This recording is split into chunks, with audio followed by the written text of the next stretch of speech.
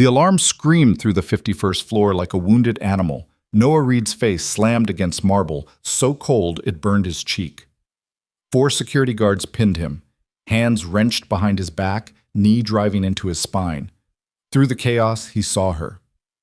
CEO Vivian Kincaid stood frozen in the doorway of Suite 51A, half-dressed, hair wild, eyes locked on his with an expression that made his blood run cold.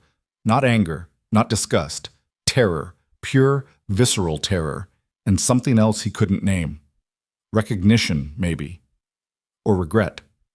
The guards were yelling about an intruder, a pervert, calling the police. But her lips moved silently, forming words he couldn't hear over the sirens. It wasn't him. Before we dive into this story of scandal, conspiracy, and unexpected connection, I want to invite you to stick with me until the very end. This is a tale that will take us from the pristine heights of corporate power to the messy, beautiful reality of what it means to be human. If you enjoy the journey, please hit that like button and drop a comment telling me what city you're watching from. I love seeing how far these stories travel. Now, let's begin where everything fell apart, or maybe where it finally started coming together. The work order had been simple. Laughably simple. The kind Noah Reed could handle in his sleep after 6 years maintaining the Harper Kincaid Tower. Suite 51A, HVAC diagnostic, temperature regulation fault. He'd clocked in at 6 that morning, same as always, kissed Ellie's forehead while she slept in her lavender-painted bedroom, and headed out into the Chicago dawn. The tower rose like a glass finger pointing accusingly at the sky, all sharp edges and reflected clouds. Noah had stopped seeing its beauty years ago.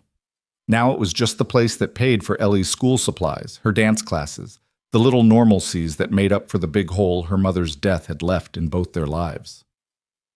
The maintenance elevator opened on the 51st floor at exactly 7:47 a.m. Noah noted the time automatically, not because he was particularly punctual by nature, but because Ellie had a doctor's appointment at 4, and he couldn't afford to run late. Not today. Not when they were finally going to discuss whether her nightmares about the car accident were trauma that would fade or something that needed more help than he could give her alone. The executive floor was different from the rest of the building. Where lower levels hummed with fluorescent energy and the clatter of keyboards, up here everything whispered. Thick carpets swallowed footsteps. The art on the walls probably cost more than Noah's annual salary. He'd been up here before, not often, but enough to know the protocol. Keep your head down, do the work. Don't touch anything you don't have to.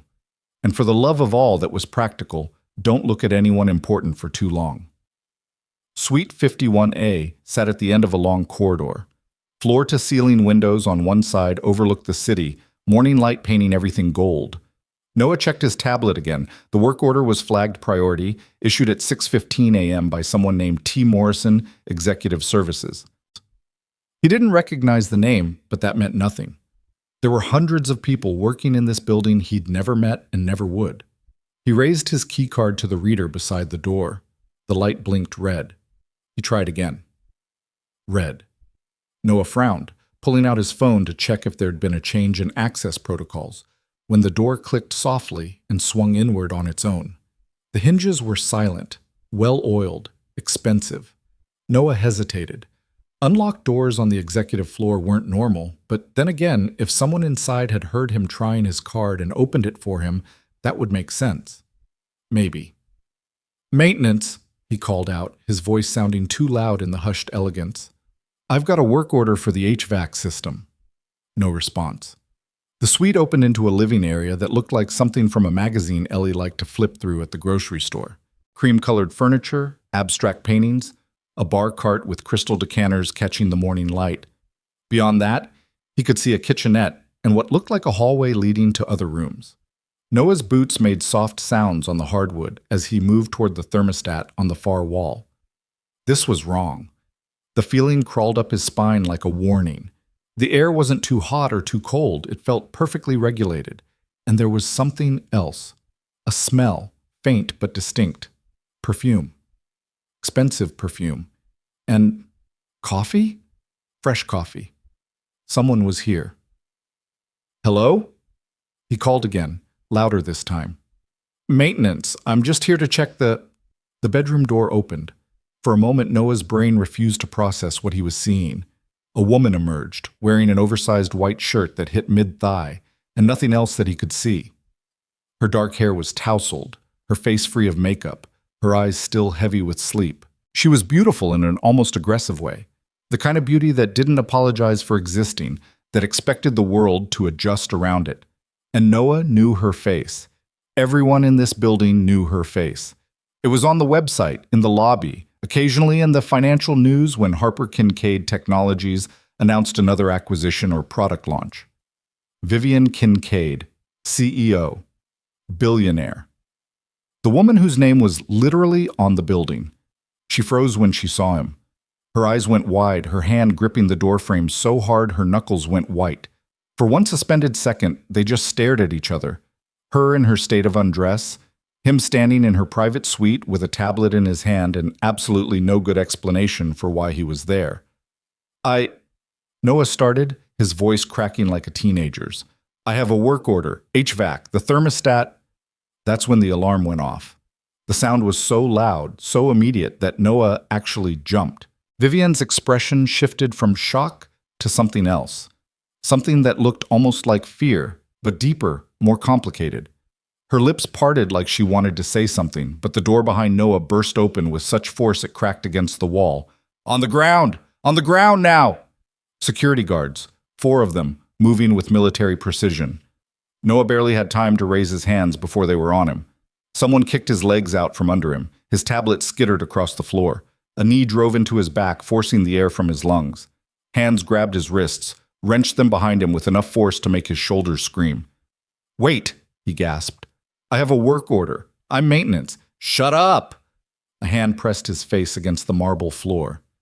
It was cold. So cold. And through the pain and confusion and the sheer wrongness of it all, Noah could only think about Ellie, about her doctor's appointment, about how he was supposed to pick her up from school and take her for ice cream afterward, the way they always did after difficult appointments. Miss Kincaid, are you hurt?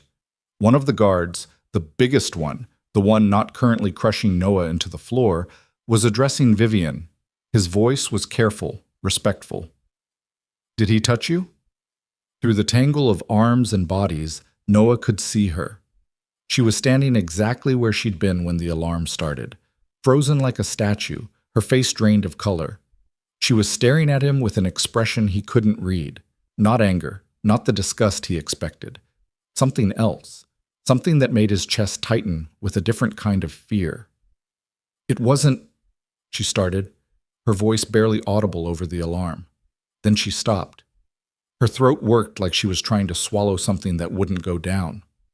Turn off the alarm. One of the guards spoke into his radio. The shrieking cut off abruptly, leaving behind a ringing silence that was somehow worse. Miss Kincaid, the big guard said again. Are you hurt? Did this man… No. The word came out sharp, almost angry. Vivian wrapped her arms around herself, suddenly looking very small despite her height. No, he didn't. I'm fine. Ma'am, we need to understand what happened here. How did he get into your private suite? Did he have a key? Did he force the door? Noah tried to speak, but the guard holding him down increased the pressure on his back. I said shut up. He had a work order, Vivian said. Her voice was steadier now, but there was something brittle underneath it. At least, I assume that's what he's saying. Check his tablet. The youngest guard, barely out of his 20s by the look of him, retrieved Noah's tablet from where it had fallen. He swiped through it, his frown deepening. There is a work order here. Issued this morning at 6:15, says HVAC diagnostic for Suite 51A. He looked up at Vivian, confused. But ma'am, you didn't request maintenance. I know I didn't. Silence fell over the room like a weight. Noah felt the guard's grip on his wrists loosen slightly, but not release. His shoulders were on fire, his cheek throbbing where it had hit the floor. But worse than the physical pain was the growing understanding of just how badly the situation could end for him. Ma'am, the big guard said carefully, if you didn't request maintenance and this man entered your private suite while you were not expecting anyone, we need to call the police. This is breaking and entering at minimum, potentially. No. Vivian's voice cut through the room like a blade. No police. Not yet. Miss Kincaid, with all due respect, I said not yet, Marcus. She moved then, walking toward them with more confidence than seemed possible for someone still wearing nothing but an oversized shirt. Let him up. Ma'am, I really don't think— Let him up. Marcus hesitated, then nodded to the other guards. The pressure on Noah's back released. Hands hauled him to his feet, though they didn't let go of his arms. He swayed, trying to catch his breath, trying to make sense of what was happening. Vivian stopped a few feet away, studying him with those unreadable dark eyes. Up close he could see the fine lines at their corners, the tiny scar on her left eyebrow, the way her pulse hammered in the hollow of her throat. She was afraid. Genuinely, deeply afraid. But not of him. "What's your name?" she asked. "Noah. Noah Reed." His voice came out rough. "I'm sorry, Ms. Kincaid. I swear I didn't know you were here. The work order said—" "I know what the work order said," she turned to Marcus. "Pull the access logs. I want to know who opened that door and who issued that work order. And I want the security footage from this hallway, starting from midnight last night." Marcus's expression shifted from protective guard to something more concerned. "Ma'am?" "Someone set this up." Vivian's gaze hadn't left Noah's face, and there was something in it now that made his stomach twist. Not anger, certainty. "Someone sent him here. Someone opened that door, and someone knew exactly when to trigger that alarm." She paused, her jaw tightening. "Someone wanted us both in this position. The question is why?" The words hung in the air like smoke. Noah felt the guards' grips loosen slightly as confusion rippled through the room. But Vivian's expression remained hard, controlled, the mask of a woman who'd learned to trust nothing and no one. "Take him to conference room B," she said. "Don't let him leave, but don't hurt him, and don't call the police until I have those logs and that footage." She looked at Noah one more time, and for just a second, something almost like apology flickered across her face. "You're going to want to call someone. A lawyer, probably. This is going to get complicated." Then she turned and walked back into her bedroom, closing the door with a soft, final click. Conference room B was all glass and chrome and uncomfortable chairs designed to make visitors feel small.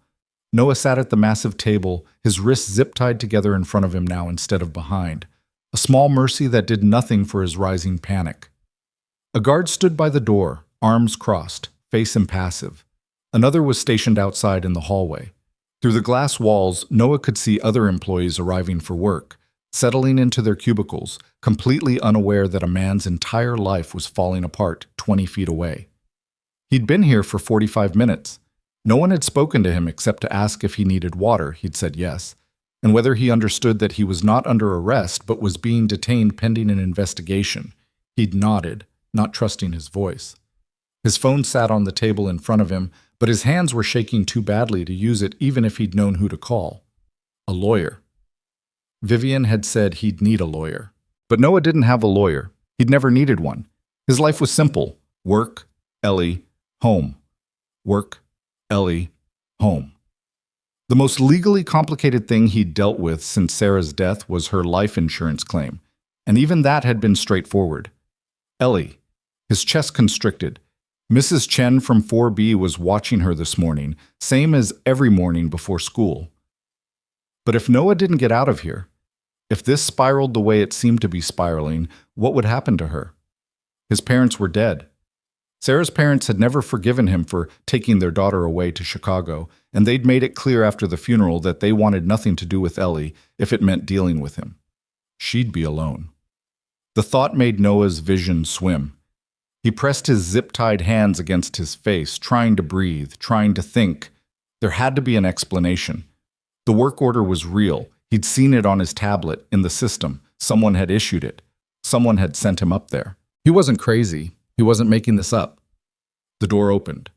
Noah looked up, expecting more guards or maybe a police officer despite Vivian's instructions. Instead, a woman in her 40s entered, carrying a laptop and wearing an expression of careful neutrality. She was dressed in a dark blue suit, her graying hair pulled back in a neat bun, her eyes sharp behind designer glasses. "Mr. Reed." She sat down across from him, opening the laptop with practiced efficiency. "My name is Catherine Park. I'm head of human resources for Harper Kincaid Technologies. I need to ask you some questions about this morning's incident. Incident. That's what they were calling it. Like he'd spilled coffee in the break room instead of being found in the CEO's private suite while she was half naked. I've already told the guards everything, Noah said. His voice sounded hollow. I had a work order. The door opened. I went in. That's all. I understand. Catherine's fingers moved across the keyboard. But I need you to walk me through it step by step. What time did you receive the work order? I didn't receive it. It was just in the system when I clocked in at 6. My supervisor must have assigned it to me. Your supervisor being Frank Delgado. He manages the maintenance department. Catherine made a note. And you didn't find it unusual to receive a work order for the 51st floor for the executive suites? Noah shook his head. I've worked on that floor before. Not often, but it happens. Usually when it's something sensitive or when the regular cleaning crew isn't enough. Did you know that Suite 51A is Ms. Kincaid's personal residence? The question landed like a punch. What? Catherine's expression didn't change. Ms. Kincaid maintains a private suite on the 51st floor. She sometimes stays there when working late or when she prefers not to go home. It's not listed in the building directory for security reasons. Noah felt sick. I didn't know. I swear I didn't know. The work order just said 51A, and I thought it was just another office or conference room or, I believe you. The words were quiet but firm. Catherine looked up from her laptop, meeting his eyes directly. I've pulled your personnel file, Mr. Reed. 6 years with the company, perfect attendance record, multiple commendations for going above and beyond your duties. You have a daughter, correct? Ellie, age 7? The mention of Ellie's name made Noah's throat close up. He nodded. Single father. You've requested schedule adjustments 17 times in the past 2 years to accommodate her school events and medical appointments. Never late on a request. Never complained about overtime when needed. Catherine paused. You don't strike me as the kind of man who would break into anyone's private space, let alone the CEO's. Hope flickered in Noah's chest, small and fragile. Then can I go? Can someone please just check the work order, confirm I'm telling the truth, and let me go? I need to... My daughter has an appointment this afternoon, and I can't... I'm afraid it's not that simple. Catherine turned her laptop around so Noah could see the screen. It showed what looked like an access log, rows of timestamps and codes. This is the security record for Suite 51A. At 6:15 this morning, a work order was issued. At 7:46, the door to the suite was opened using an executive master key. There, Noah said, relief flooding through him. That proves the master key was registered to Thomas Morrison, who died 8 months ago. The relief evaporated. Noah stared at the screen, trying to make sense of what he was seeing. That's impossible. How could a dead man... Exactly. Catherine closed the laptop. How could a dead man issue a work order and open a door? Someone used his credentials. Someone with access to systems they shouldn't have access to. Someone who wanted you in that room at exactly the moment Ms. Kincaid would be most vulnerable. The implications crashed over Noah like a wave. You think someone set me up? I think someone set you both up. Catherine stood, gathering her laptop. Ms. Kincaid is reviewing the security footage now. Once she's finished, she'll decide how to proceed. Until then, I need you to stay here. Don't speak to anyone else about what happened. Don't post anything on social media. Don't try to leave the building. Am I being fired? The question came out small, childlike. Catherine's expression softened slightly. That's not my decision to make. But Mr. Reed? If I were in your position, I'd be more worried about who did this and why than about keeping your job. Someone went to a lot of trouble to put you in that room. Someone who knew Ms. Kincaid's schedule, who had access to secure systems, who understood exactly how the security response would play out. She paused at the door. Ask yourself, what were they hoping would happen? Then she was gone, leaving Noah alone with his racing thoughts and the terrible, growing certainty that whatever was happening here was much bigger than a simple mistake. Vivienne Kincaid stood in her office, her real office, 3 floors down from her private suite, and watched security footage for the 4th time. Her assistant, James, hovered nearby with coffee that had gone cold an hour ago. Marcus stood by the door, his expression grim. On the screen, the hallway outside 51A sat empty at 7:44 a.m.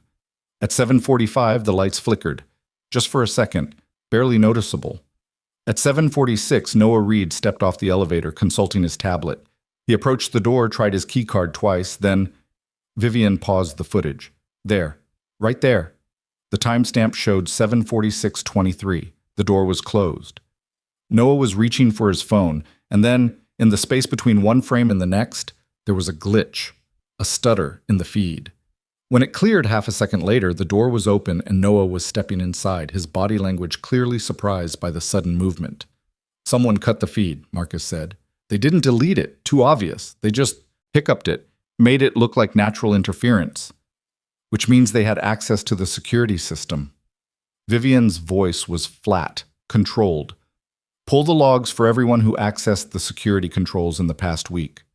Already done. Marcus pulled out his phone, reading from it. 37 people had access. All security personnel except for... He paused. Except for your brother. Jonathan had access as of 3 days ago. Did you authorize that? Vivian felt her stomach drop. No. James shifted uncomfortably. Ms. Kincaid, Jonathan is on the board. It's not unusual for board members to have... Jonathan is on the board because our father put him there.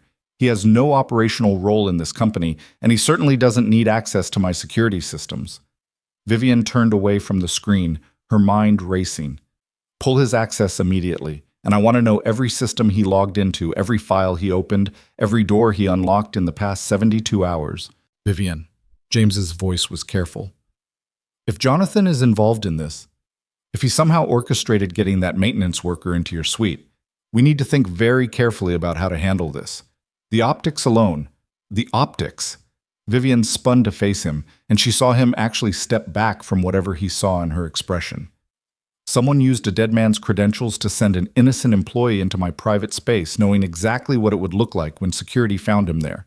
Someone cut the security feed to hide how the door was opened, and someone... Her voice cracked, and she hated herself for it.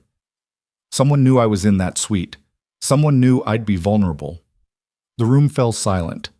Through the floor-to-ceiling windows behind her desk, Chicago sprawled out in all its morning glory. From up here, the city looked clean, organized, manageable. It was a lie, of course. Up close, everything was complicated and messy and full of people with their own agendas. People like Jonathan. Her younger brother had never forgiven her for being their father's choice to run Harper Kincaid. Never mind that she'd earned it, that she'd spent 15 years working her way up from junior analyst to CFO to CEO. Never mind that Jonathan had dropped out of business school and spent his 20s traveling Europe on the family fortune. In his mind, the company should have been his by virtue of being male, and Vivian was just the interloper who'd stolen his birthright. But would he really go this far? Would he really try to destroy her reputation, risk her safety, potentially ruin an innocent man's life, just to... what? Force her to resign? Make her look unstable? Yes, she realized with cold certainty. Yes, he would. I want a meeting with the board, Vivian said. Today. This afternoon. Tell them it's mandatory. Vivian, James started, if you go public with accusations against Jonathan without proof... I'm not going to accuse him. Not yet. She pulled out her phone, checking the time. Almost 9. But I'm going to tell them what happened this morning. I'm going to tell them that someone breached our security, that someone is trying to compromise me, and that until we know who and why, no one is above suspicion. She paused. Including family. Marcus cleared his throat. What about the maintenance worker? Noah Reed? The name made something twist in Vivian's chest. She'd replayed those first moments in her mind a dozen times since it happened. The look on his face when he'd seen her, not hungry or calculating or pleased with himself, but shocked. Genuinely, completely shocked. And then, when the guards had tackled him, when they'd ground his face into her floor and he'd tried to explain, she'd heard something in his voice that she recognized. Terror. Not the terror of being caught, the terror of being powerless.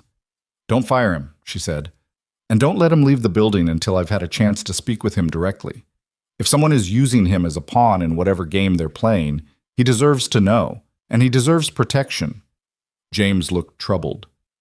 The longer we keep him here without charges, the more liability we assume. If he wants to sue, then let him sue.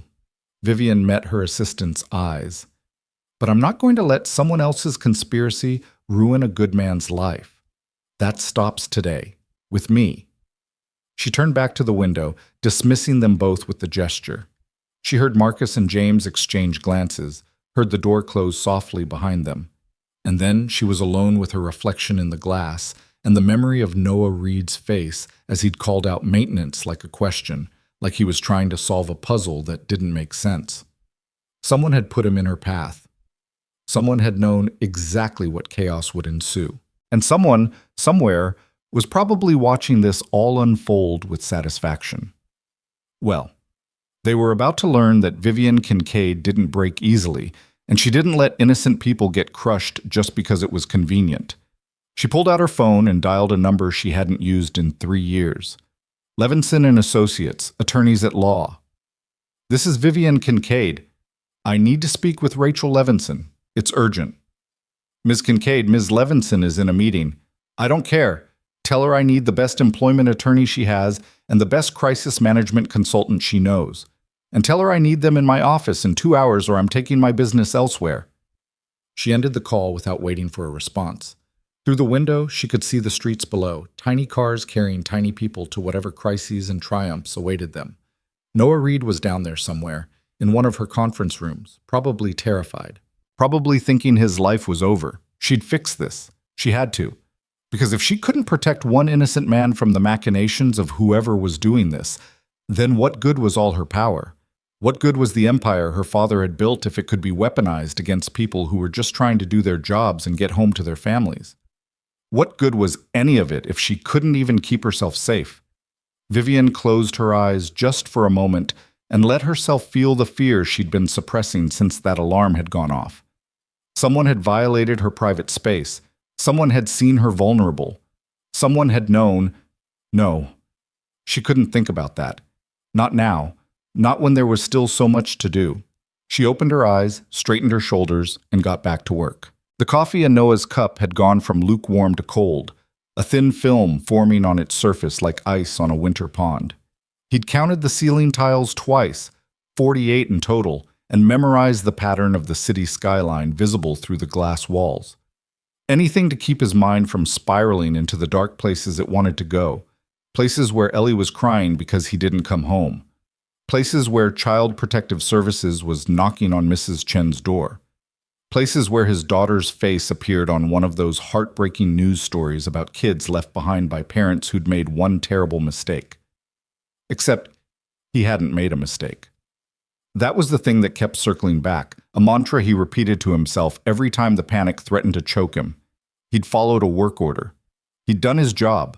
Someone else had turned that into a weapon, and now he was the collateral damage. The door opened without warning. Noah's head snapped up, his heart hammering, expecting more guards or maybe actual police this time despite Vivian's order. Instead, a woman entered, tall, lean, with steel gray hair cut in a sharp bob and eyes that looked like they could peel back layers of deception the way you'd peel an onion. She wore a charcoal suit that probably cost more than Noah's truck, and she carried a leather briefcase that had the worn, respected look of something that had seen years of courtroom battles.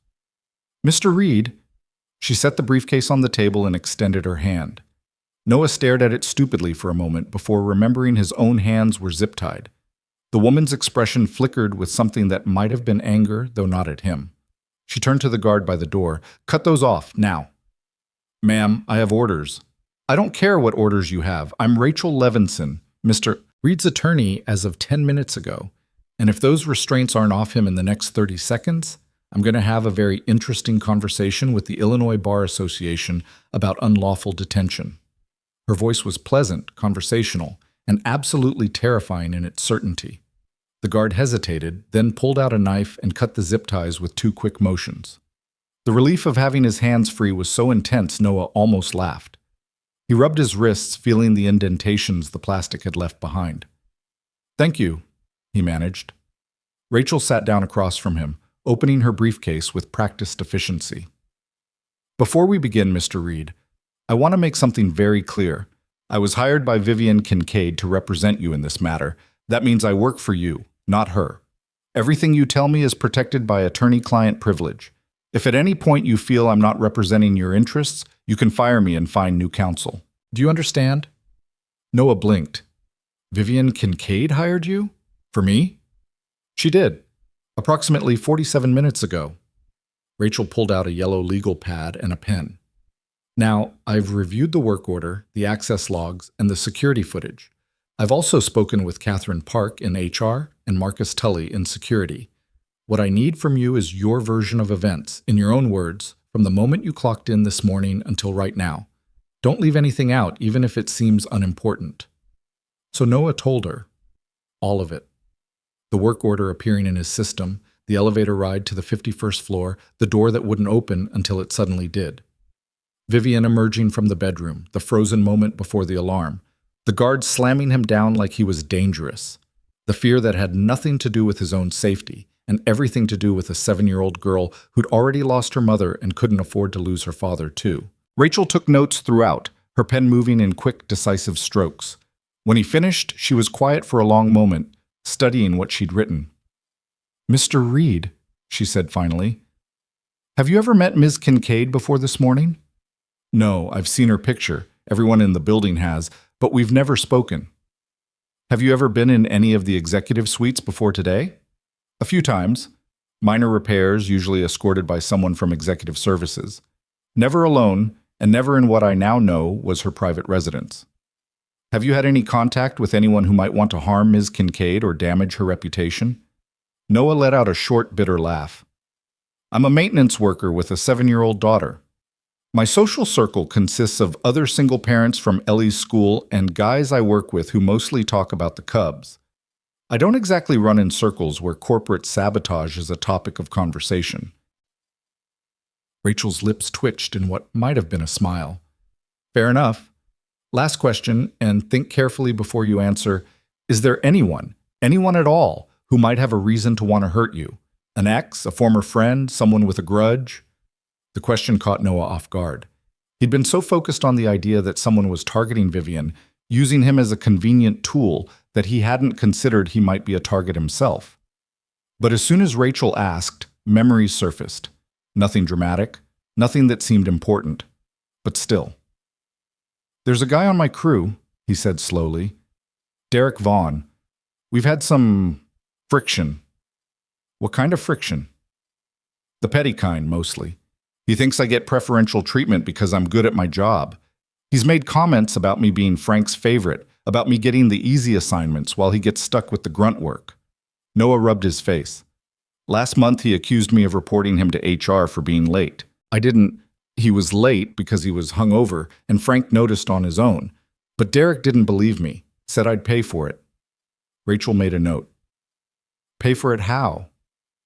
"I thought he meant he'd make my life difficult at work.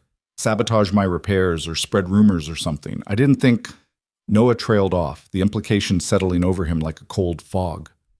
"Could he have done this? Set me up? I don't know yet. But if he had access to the work order system, if he knew how to use a dead employee's credentials—" Rachel tapped her pen against her pad. "It's a theory worth exploring. Do you know if Derek has any connection to the executive floor? Any reason he'd know Ms. Kincaid's schedule or have access to her security systems?" "No, but I don't really know much about his life outside work.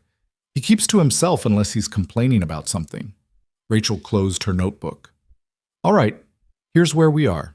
The evidence shows someone used Thomas Morrison's credentials to issue that work order and open Ms. Kincaid's door. The security footage was tampered with to hide how the door was opened. All of this points to a deliberate setup, which means you're a victim, not a perpetrator." Relief crashed through Noah so hard he felt dizzy. "So I can go? I can go home to my daughter?" "Not quite yet." Rachel's expression was sympathetic but firm. "Ms. Kincaid wants to speak with you directly before you leave, and there's another complication." "What complication?" The door opened again before Rachel could answer. This time it was Catherine Park, looking more tired than she had 2 hours ago, followed by a man in an expensive suit who radiated the kind of confidence that came from never being told no. He was younger than Noah expected, early 30s maybe, with the kind of polished good looks that belonged in a cologne ad. His smile was sharp enough to cut, Noah Reed, he said, his voice smooth and practiced. I'm Jonathan Kincaid, vice chairman of the board. I understand you've had quite a morning. Noah felt Rachel stiffen beside him, a barely perceptible shift that set off alarm bells. He stood slowly, not offering his hand. Mr. Kincaid, please, sit. Jonathan gestured magnanimously, as if this were his conference room instead of a prison Noah had been trapped in for 3 hours. He pulled out a chair and sat down with the casual ease of someone who'd never doubted his welcome anywhere. I want to start by apologizing. This situation has been handled poorly from the beginning, and you've been treated unfairly. That's going to change right now. Mr. Kincaid, Rachel interjected, I'm Mr. Reed's attorney and I need to advise him not to. Of course. Jonathan waved a hand dismissively. I'm not here to interrogate anyone, Ms. Levinson. I'm here to help. You see, I've reviewed the evidence and it's clear to me that Mr. Reed is innocent of any wrongdoing. He was simply doing his job when he was caught up in what appears to be a very unfortunate technical glitch. Technical glitch. The words landed wrong, discordant. Noah glanced at Rachel, who was watching Jonathan with the intensity of a hawk tracking a mouse. A glitch, Rachel repeated flatly. Exactly. Jonathan leaned back in his chair, relaxed and affable. Our security systems, while state-of-the-art, aren't infallible. It appears there was a cascade of errors, a work order generated by old credentials that should have been purged from the system, a door lock that malfunctioned, an alarm that triggered prematurely. These things happen in large organizations. The important thing is that we've identified the problems and we're fixing them. And the security footage that was tampered with? Rachel asked. Is that also a technical glitch? Something flickered across Jonathan's face, too quick to read. I'm not sure what you're referring to. The footage from the hallway outside Suite 51A. There's a clear interruption in the feed at exactly the moment the door opened. That's not a glitch, Mr. Kincaid. That's deliberate manipulation. Jonathan's smile never wavered, but his eyes went cold. I'll have to review that footage myself. But in the meantime, I think the most important thing is making sure Mr. Reed is treated fairly. He turned his attention back to Noah. To that end, I'm prepared to offer you a very generous severance package. 6 months' salary, full benefits continuation, and a strong letter of recommendation for your next position. All we ask in return is that you sign a non-disclosure agreement regarding this morning's events. The room went very quiet. Noah could hear his own heartbeat, could feel Rachel vibrating with controlled fury beside him. You want to pay me to leave, Noah said slowly, and to never talk about what happened. I want to make sure you and your daughter are taken care of. Jonathan's voice was warm, concerned, the voice of a man who genuinely cared about Noah's well-being. It was a good performance. This situation, however it came about, has been traumatic for everyone involved. My sister is understandably shaken. The board is concerned about potential scandal, and you must be worried about how this affects your future employment prospects. This way, everyone gets what they need. Except the truth, Rachel said coldly. Everyone gets what they need except the truth about who set Mr. Reed up and why.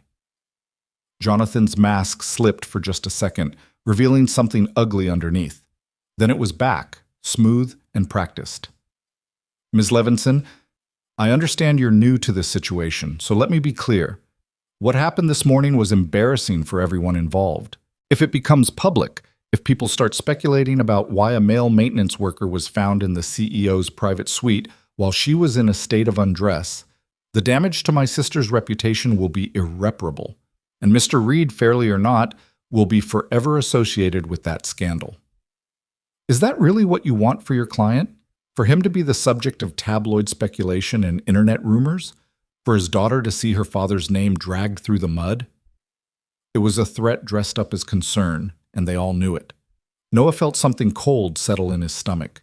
He thought about Ellie, about the kids at her school, about how cruel children could be when they sensed vulnerability. He thought about trying to find another job with this hanging over his head, about the questions in every interview, about the doubt in every potential employer's eyes. But he also thought about the look on Vivian's face when the alarm had gone off, the fear in her eyes, the way she'd said it wasn't him before anyone else had spoken. She'd known, even in that first chaotic moment, that something was wrong, that he was a victim, not a perpetrator. and now her brother wanted him to take money and disappear, to let whoever had done this get away with it. "No," Noah heard himself say. Jonathan blinked. "I'm sorry?" "I said no. I'm not signing anything, and I'm not leaving until I understand what actually happened this morning. Someone set me up. Someone violated your sister's privacy and safety, and you want to sweep it under the rug with a payoff?" Noah stood, surprised by how steady his voice sounded. "I don't know much about corporate politics, Mr. Kincaid, but I know wrong when I see it, and this is wrong." The temperature in the room dropped about 20 degrees. Jonathan stood as well, his smile finally disappearing entirely. "Mr. Reed, I strongly suggest you reconsider. This offer is time-sensitive, and you should know that if you refuse it, you'll be facing a very different conversation, one involving the police, potential charges, a lengthy legal battle that will drain whatever savings you have. Can you afford that? Can your daughter afford that?" "That's enough." Rachel was on her feet, her voice cutting through Jonathan's threats like a blade. "Mr. Kincaid, you've just made several veiled threats against my client in front of witnesses. That was remarkably stupid of you. If you continue, I'll be filing a complaint with the board and possibly the state's attorney. And before you try to intimidate me, know that I've been practicing law for 23 years, I have zero patience for bullies, and I'm very good at my job." Jonathan's jaw tightened. For a moment, Noah thought he might actually lash out, might drop the civilized veneer entirely. But then he smoothed his tie, collected himself, and turned to Catherine Park, who'd been watching the entire exchange with careful neutrality. "Ms. Park, I want you to initiate termination proceedings for Mr. Reed, effective immediately. Cause: gross misconduct and violation of company policy regarding unauthorized access to executive spaces." "Mr. Kincaid," Catherine said carefully, "I'm not sure that's—" "Do it, or I'll find someone who will." He looked back at Noah, and there was genuine contempt in his eyes now. "You made your choice, Mr. Reed. Live with it." He strode out of the conference room, leaving a wake of tension behind him. Catherine looked at Noah apologetically, then at Rachel. "I'm sorry. I have to follow board directives, but I'll make sure the termination paperwork reflects the disputed circumstances. It might help with unemployment." "Don't file anything yet," Rachel said. "I need to speak with Ms. Kincaid first. She's in a board meeting. It could be hours. Then we'll wait." After Catherine left, Noah sank back into his chair, the adrenaline draining out of him and leaving exhaustion in its wake. "I just got fired." "Probably," Rachel agreed. "But you did the right thing." "Did I?" "Because from where I'm sitting, I just chose my principles over my daughter's stability. That doesn't feel right. That feels like the stupidest thing I could have done." Rachel sat back down, her expression softening slightly. "Mr. Reed, Noah, I've been doing this a long time, and I've seen what happens when people take money to bury the truth. It eats at them. It follows them. And the people who paid them off always come back for more because now they have leverage." She paused. "Jonathan Kincaid was trying to buy your silence and your complicity. If you'd taken that deal, you'd be part of the cover-up. And when it all came out eventually, and it always comes out eventually, you'd be just as culpable as whoever orchestrated this." You think it was him, don't you, Jonathan?" "I think he's very motivated to protect his sister's reputation. I think he has access to the necessary systems. And I think he just made a very serious tactical error by showing us exactly how much he wants this to go away." Rachel tapped her fingers on the table, thinking. But wanting something to go away and causing it in the first place are two different things. We need more information. Noah's phone buzzed on the table, a reminder he'd set that morning, a lifetime ago. Ellie's doctor appointment, 3 hours from now. He picked up the phone, staring at the notification, feeling something crack in his chest. "I need to make a call," he said. "Please." Rachel nodded. "Of course, I'll give you privacy." She stepped out into the hallway, and Noah dialed Mrs. Chen's number with shaking fingers. "Noah!" Mrs. Chen's voice was warm, cheerful, completely unaware of the disaster unfolding. "How's work? Are you still coming to get Ellie for her appointment?" "Mrs. Chen." Noah had to stop, had to force the words through the tightness in his throat. "I need a huge favor. Is there any way you could take Ellie to her appointment? I'm stuck at work and I can't get away." "Oh, of course. Poor thing, you work too hard. What time is the appointment?" 4 o'clock. Dr. Martinez's office on Lake Street. And Mrs. Chen, could you... He had to stop again, had to breathe. Could you not tell her I couldn't make it? Just tell her I'll see her tonight, please? There was a pause on the other end. When Mrs. Chen spoke again, her voice was careful. Noah, is everything all right? You sound strange. Everything's fine, I promise. Just a crazy day at work. I'll explain tonight when I pick her up. Okay. But Noah? Whatever it is, it'll be okay. You're a good father. Ellie knows that. Remember that. The kindness in her voice almost undid him. Thank you, Mrs. Chen. I'll text you the appointment details. After he hung up, Noah sat alone in the conference room and let himself feel it. The fear, the anger, the bone-deep unfairness of it all. He'd done everything right, worked hard, kept his head down, been a good father, a good employee, and none of it mattered because someone with more power had decided to use him as a pawn in a game he didn't understand. The door opened again. Noah looked up, expecting Rachel, and found himself face to face with Vivian Kincaid. She'd changed since this morning. Now she wore a navy suit that probably cost more than Noah's monthly rent, her hair pulled back severely, her makeup perfect. But there were shadows under her eyes that the makeup couldn't quite hide, and her hands, clasped in front of her, were white-knuckled. Mr. Reed, her voice was carefully neutral. I apologize for keeping you waiting. I understand my brother spoke with you. Noah stood, suddenly aware of how rumpled he must look, how out of place in this gleaming tower of wealth and power. He did. He offered me money to disappear and sign away my right to ever talk about what happened. Something flickered in Vivian's expression. And I told him no. The silence stretched between them. Vivian studied him with those dark, intelligent eyes, and Noah had the unsettling feeling of being measured against some standard he didn't understand. Why? She asked finally. Because someone set me up. Someone violated your privacy, and taking a payoff to pretend that didn't happen felt wrong. Noah met her gaze, refused to look away, even though every instinct told him to. Because my daughter is 7 years old, and one day she's going to ask me about this, and I want to be able to tell her the truth, that when something bad happened, I didn't run away from it just because running was easier. Vivian's throat worked. She turned away from him, walking to the glass wall and staring out at the city. When she spoke again, her voice was softer. Your brother was right about one thing. If this becomes public, it will destroy both our reputations. People will assume the worst. They always do. Then we make sure people know the truth. The truth? Vivian let out a short, bitter laugh. The truth is complicated. The truth is messy. The truth is that someone with access to our systems, someone who knew my schedule and my habits, deliberately engineered a situation designed to look like a scandal. And the truth is that we don't know who or why, and until we do, we're both vulnerable. Noah took a step closer to the glass wall, close enough to see the tension in her shoulders.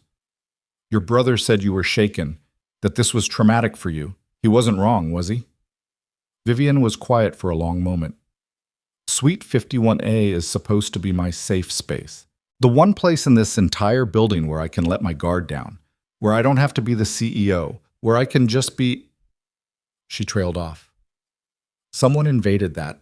Someone turned it into a trap. And now every time I think about going back there, I feel sick. I'm sorry. The words felt inadequate, but Noah didn't know what else to say. For what it's worth, I'm sorry this happened to you. She glanced at him over her shoulder, and there was something in her eyes he hadn't expected. Gratitude, maybe, or recognition. Jonathan wants me to fire you and sweep this under the rug. The board thinks it's the safest play. Even my own assistant thinks I should take the path of least resistance. She turned fully to face him. But I didn't build this company by taking the easy path, and I didn't become CEO by letting people use me as a pawn in their schemes. So what are you going to do? I'm going to find out who did this, and then I'm going to make sure they pay for it. Her voice was steel wrapped in silk. But I need your help. I need you to trust me, even though you have no reason to. I need you to stay in this building, stay visible, let whoever did this think their plan is working. Because if they feel safe, they'll make mistakes. And when they do, we'll be waiting. Noah thought about Ellie. about the doctor's appointment he was missing, about the paycheck he wouldn't be getting after Jonathan's termination order went through. He thought about the smart play, the safe play, the play that protected his daughter's future. But he also thought about the look in Vivian's eyes when she'd said someone had invaded her safe space, about the understanding that they were both victims of the same malice, about Mrs. Chen's words, "You're a good father." Good fathers taught their daughters to stand up for what was right, even when it was hard, especially when it was hard. "Okay," Noah said, "I'm in. What do you need me to do?" Vivian's expression shifted, something like respect crossing her face. "First, you're going to give a statement to Marcus in security. Tell him everything you remember, everything you saw, even details that seem irrelevant. Second, you're going to accept a temporary reassignment to the executive floor. I need you close, where I can keep an eye on you and where we can see if anyone reacts to your presence. Your brother just had me fired. I'm the CEO. I'm countermanding his order." Her smile was sharp, dangerous. "Jonathan forgets sometimes that the board appointed me, not him. He has a vote, not a veto, and right now I'm choosing to exercise my authority to protect an employee who was wronged by a breach in our security. If he has a problem with that, he can bring it up at the next board meeting." Noah felt a smile tug at his lips despite everything. That's going to piss him off. Good. Let him be angry. Angry people make mistakes. Vivian moved toward the door, then paused. "Mr. Reed, thank you for not taking the easy way out, for not assuming the worst of me, for—" she seemed to struggle for words, "for treating me like a person instead of a scandal waiting to happen. Thank you for believing I'm not a creep who broke into your home." "You're not." The certainty in her voice surprised him. "I've spent 15 years learning to read people, learning to separate genuine from fake, and when I saw you this morning, when the alarm went off and everything was chaos, I saw fear, not guilt. Not the fear of being caught, but the fear of being helpless. I know that fear, Mr. Reed. I know it very well." Then she was gone, leaving Noah alone with the implications of what he'd just agreed to. He'd chosen to trust a billionaire CEO, to put his daughter's future in the hands of a woman he'd met once under the worst possible circumstances. It was either the bravest thing he'd ever done or the stupidest. He'd find out which soon enough. The temporary workspace they gave Noah was barely bigger than a closet, a converted storage room on the 51st floor with a desk, a computer, and a view of the mechanical room across the hall. But it had a door that locked, which was more privacy than he'd had in the conference room, and it was close enough to Vivian's office that he could see who came and went, close enough to be useful, close enough to be bait. Marcus had spent 2 hours walking him through every detail of that morning, recording everything, cross-referencing it with security logs and maintenance records. The work order had been generated at 6:15 a.m. using Thomas Morrison's credentials. Morrison, who died of a heart attack 8 months ago while on vacation in Florida, whose badge had been deactivated, whose system access should have been purged within 24 hours of his death, except it hadn't been. Someone had kept his digital ghost alive in the system, dormant and waiting to be useful. "It's sophisticated," Marcus had said, leaning back in his chair with a troubled expression. "Whoever did this knew exactly how our protocols work. They knew Morrison's credentials wouldn't trigger immediate flags because he was senior enough that irregular hours were normal. They knew which systems to access and which to avoid, and they knew how to cover their tracks just well enough to look like glitches instead of sabotage." "Inside job," Noah had said, and Marcus had nodded grimly. "Has to be. The question is how high up it goes." Now sitting alone in his temporary office at 6:30 in the evening, Noah pulled out his phone and finally let himself look at the messages he'd been avoiding all day. 3 from Mrs. Chen giving him updates on Ellie's appointment. The doctor had been pleased with her progress. The nightmares were decreasing in frequency. She'd talked more openly about her feelings, about missing her mother, but also about feeling safe with Noah. Mrs. Chen had drawn a little heart emoji at the end of the last message, and Noah felt his throat tighten. Then there was a message from Ellie herself, dictated to Mrs. Chen. "Daddy, I drew you a picture at the doctor's office. It's you and me and Mrs. Chen at the park. Dr. Martinez said it shows I feel secure. I don't know what that means, but she smiled when she said it. I miss you. Are you coming home soon? Noah pressed his palms against his eyes, trying to hold himself together. He'd missed it. He'd missed being there for his daughter during an important appointment, missed hearing her progress firsthand, missed seeing her face light up when the doctor praised her. All because someone had decided to use him as a pawn in a game he still didn't fully understand. His phone buzzed with a new message. Unknown number. Mr. Reed, this is James Chen, Ms. Kincaid's assistant. She'd like to see you in her office. Now, please. Noah stood, straightened his rumpled work shirt, and headed down the hall. The executive floor was mostly empty now, the after-hours quiet broken only by the hum of climate control and the distant sound of cleaning crews on lower floors. Vivian's office door was open, light spilling into the hallway. He knocked on the door frame. "Come in." Her voice was tired. Vivian sat behind her desk, jacket discarded over the back of her chair, sleeves rolled up to her elbows. Her hair had escaped its severe bun in wisps that framed her face, making her look younger, more human. The desk was covered in printouts, security logs, personnel files, what looked like financial reports. She gestured to one of the chairs across from her. "Thank you for staying late," she said. "I know you need to get home to your daughter." "Mrs. Chen is watching her. She's good until 8. Noah sat, acutely aware of the informal intimacy of the moment. Just him and Vivian Kincaid alone in her office as evening fell over the city. "Did you find something?" "Maybe. Marcus pulled access logs for everyone who entered the 51st floor in the past week." She turned her monitor so he could see a spreadsheet with hundreds of entries. "Most of these are routine, my staff, board members, executives who have offices up here. But there's a pattern that bothers me." She highlighted a series of entries in yellow. Noah leaned forward, reading the timestamps. "These are all after midnight. Who comes up here after midnight?" "That's what concerns me. The badge IDs are randomized. Different people, different departments, no obvious connection, but the timing is suspicious. Every night for the past 5 nights, someone has accessed the 51st floor between midnight and 3 a.m. They stay for 10 to 15 minutes, then leave. Could be cleaning crew? Cleaning crew has specific badge IDs and logs their activities through a separate system. These aren't in that system." Vivian's fingers drummed against her desk. "Marcus is running the badge numbers now, trying to identify who they actually belong to. But I have a theory." "Which is?"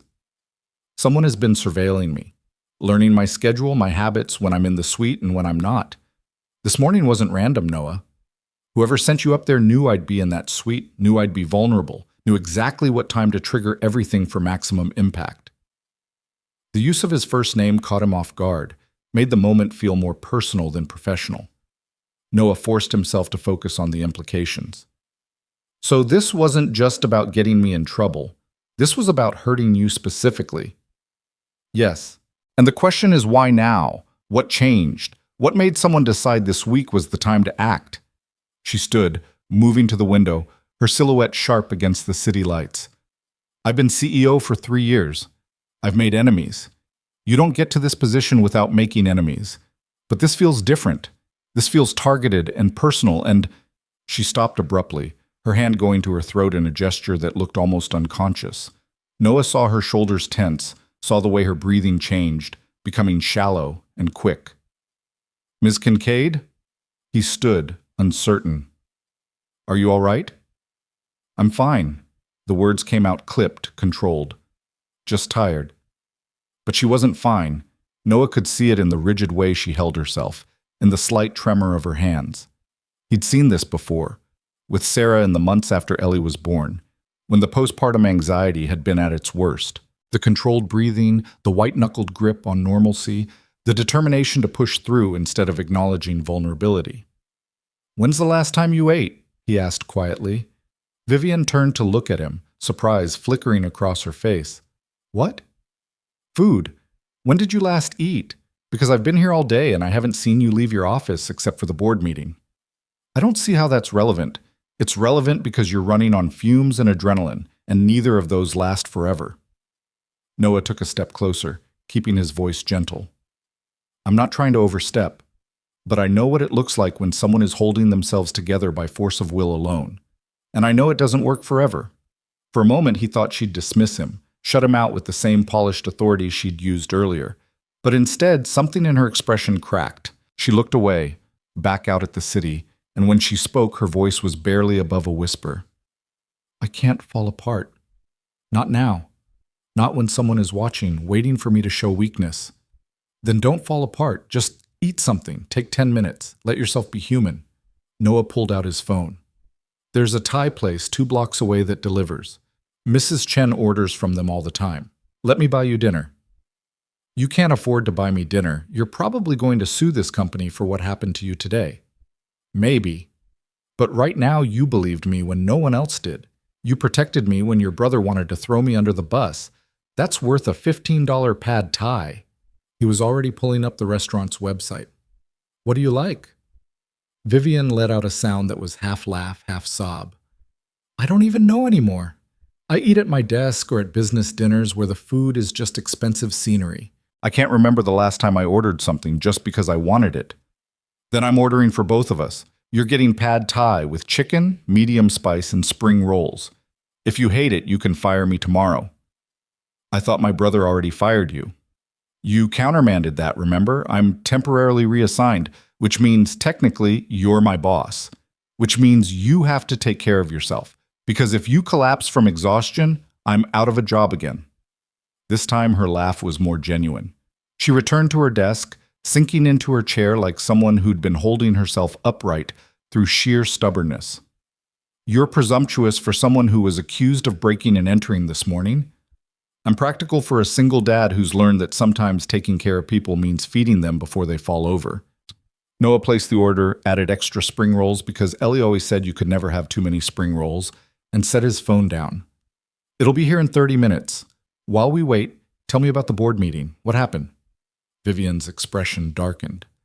Jonathan happened. He spent 45 minutes trying to convince the other board members that this was a simple security lapse, that firing you and moving on was the best course of action.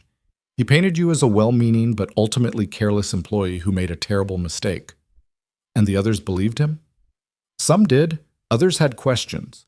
Why would a maintenance worker with a perfect record suddenly violate protocol? Why was the work order issued with dead credentials? Why was the security footage glitchy? She rubbed her temples. I told them everything we know so far. About the midnight access patterns, about the sophistication of the setup, about my belief that this was deliberate sabotage targeting both of us. How did Jonathan react to that? He suggested I was being paranoid, that the stress of running the company was making me see conspiracies where none existed, that perhaps I should take a leave of absence, let him handle operations while I recovered my equilibrium. Vivian's voice was bitter. Subtle, isn't he? He's been angling for my job since the day our father chose me over him. This is just his latest attempt to undermine me. Noah thought about Jonathan's smooth threats in the conference room, the way he'd tried to buy Noah's silence. You think he orchestrated this, your own brother? I don't know. The admission seemed to cost her. I want to believe he wouldn't go this far, but Jonathan has always been willing to do whatever it takes to get what he wants. And what he wants is control of this company. A soft knock interrupted them. James Chen appeared in the doorway, looking apologetic. Ms. Kincaid, I'm heading home. Do you need anything before I go? No, thank you, James. Get some rest. James nodded, then noticed Noah. Mr. Reed, I'm glad you're still here. For what it's worth, I never believed you did anything wrong. The kindness in his voice made Noah's throat tight. Thank you. That means a lot. After James left, silence settled over the office. Vivian stared at her computer screen, fingers hovering over the keyboard like she wanted to keep working but couldn't quite make herself do it. Noah recognized the paralysis, the moment when exhaustion met anxiety and left you frozen, unable to move forward or back. Can I ask you something? He said. Depends on the question.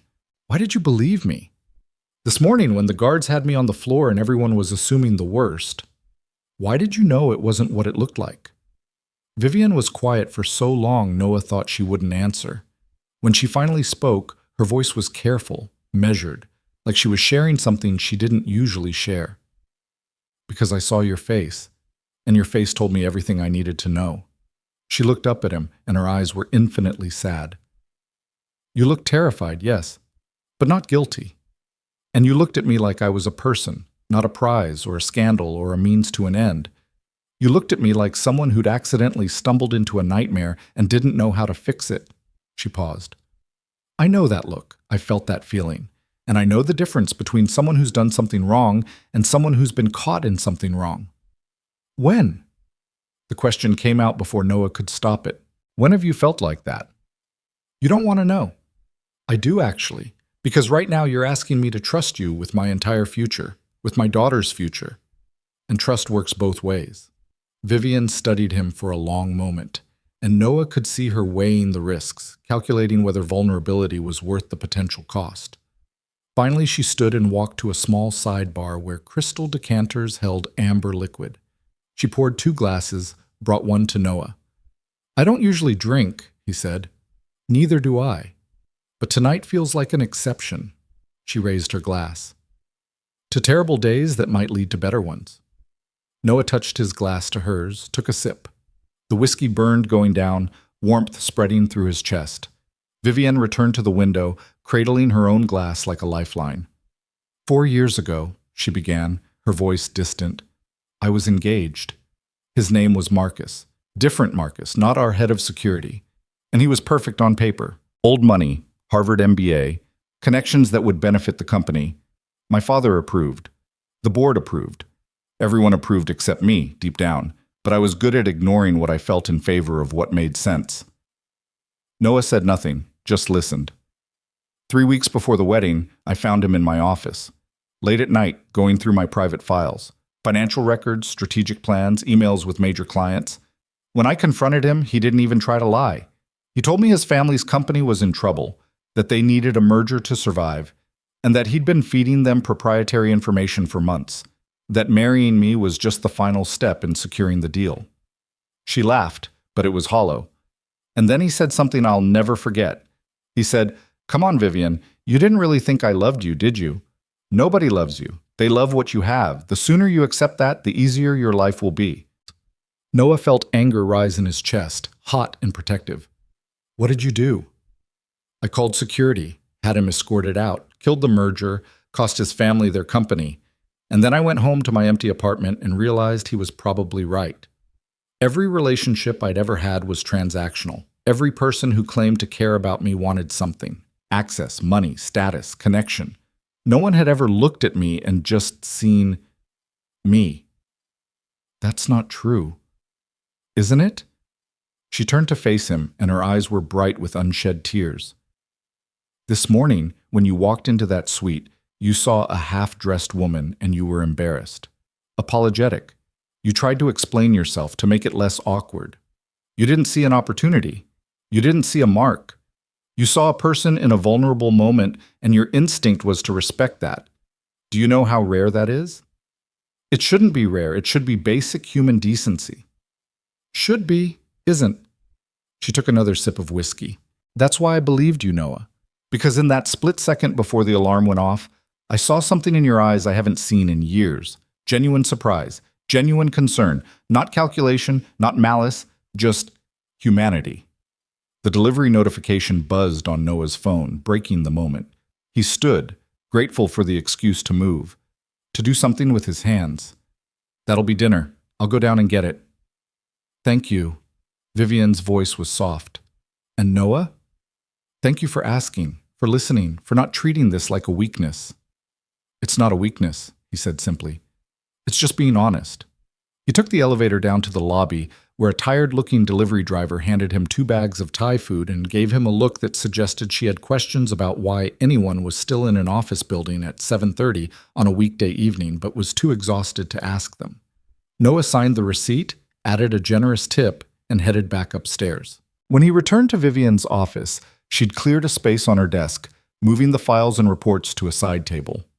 They ate in comfortable silence for a while, the kind of silence that existed between people who'd shared something meaningful and didn't need to fill every moment with words.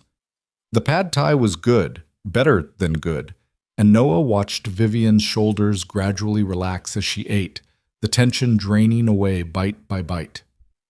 "This is delicious," she said finally.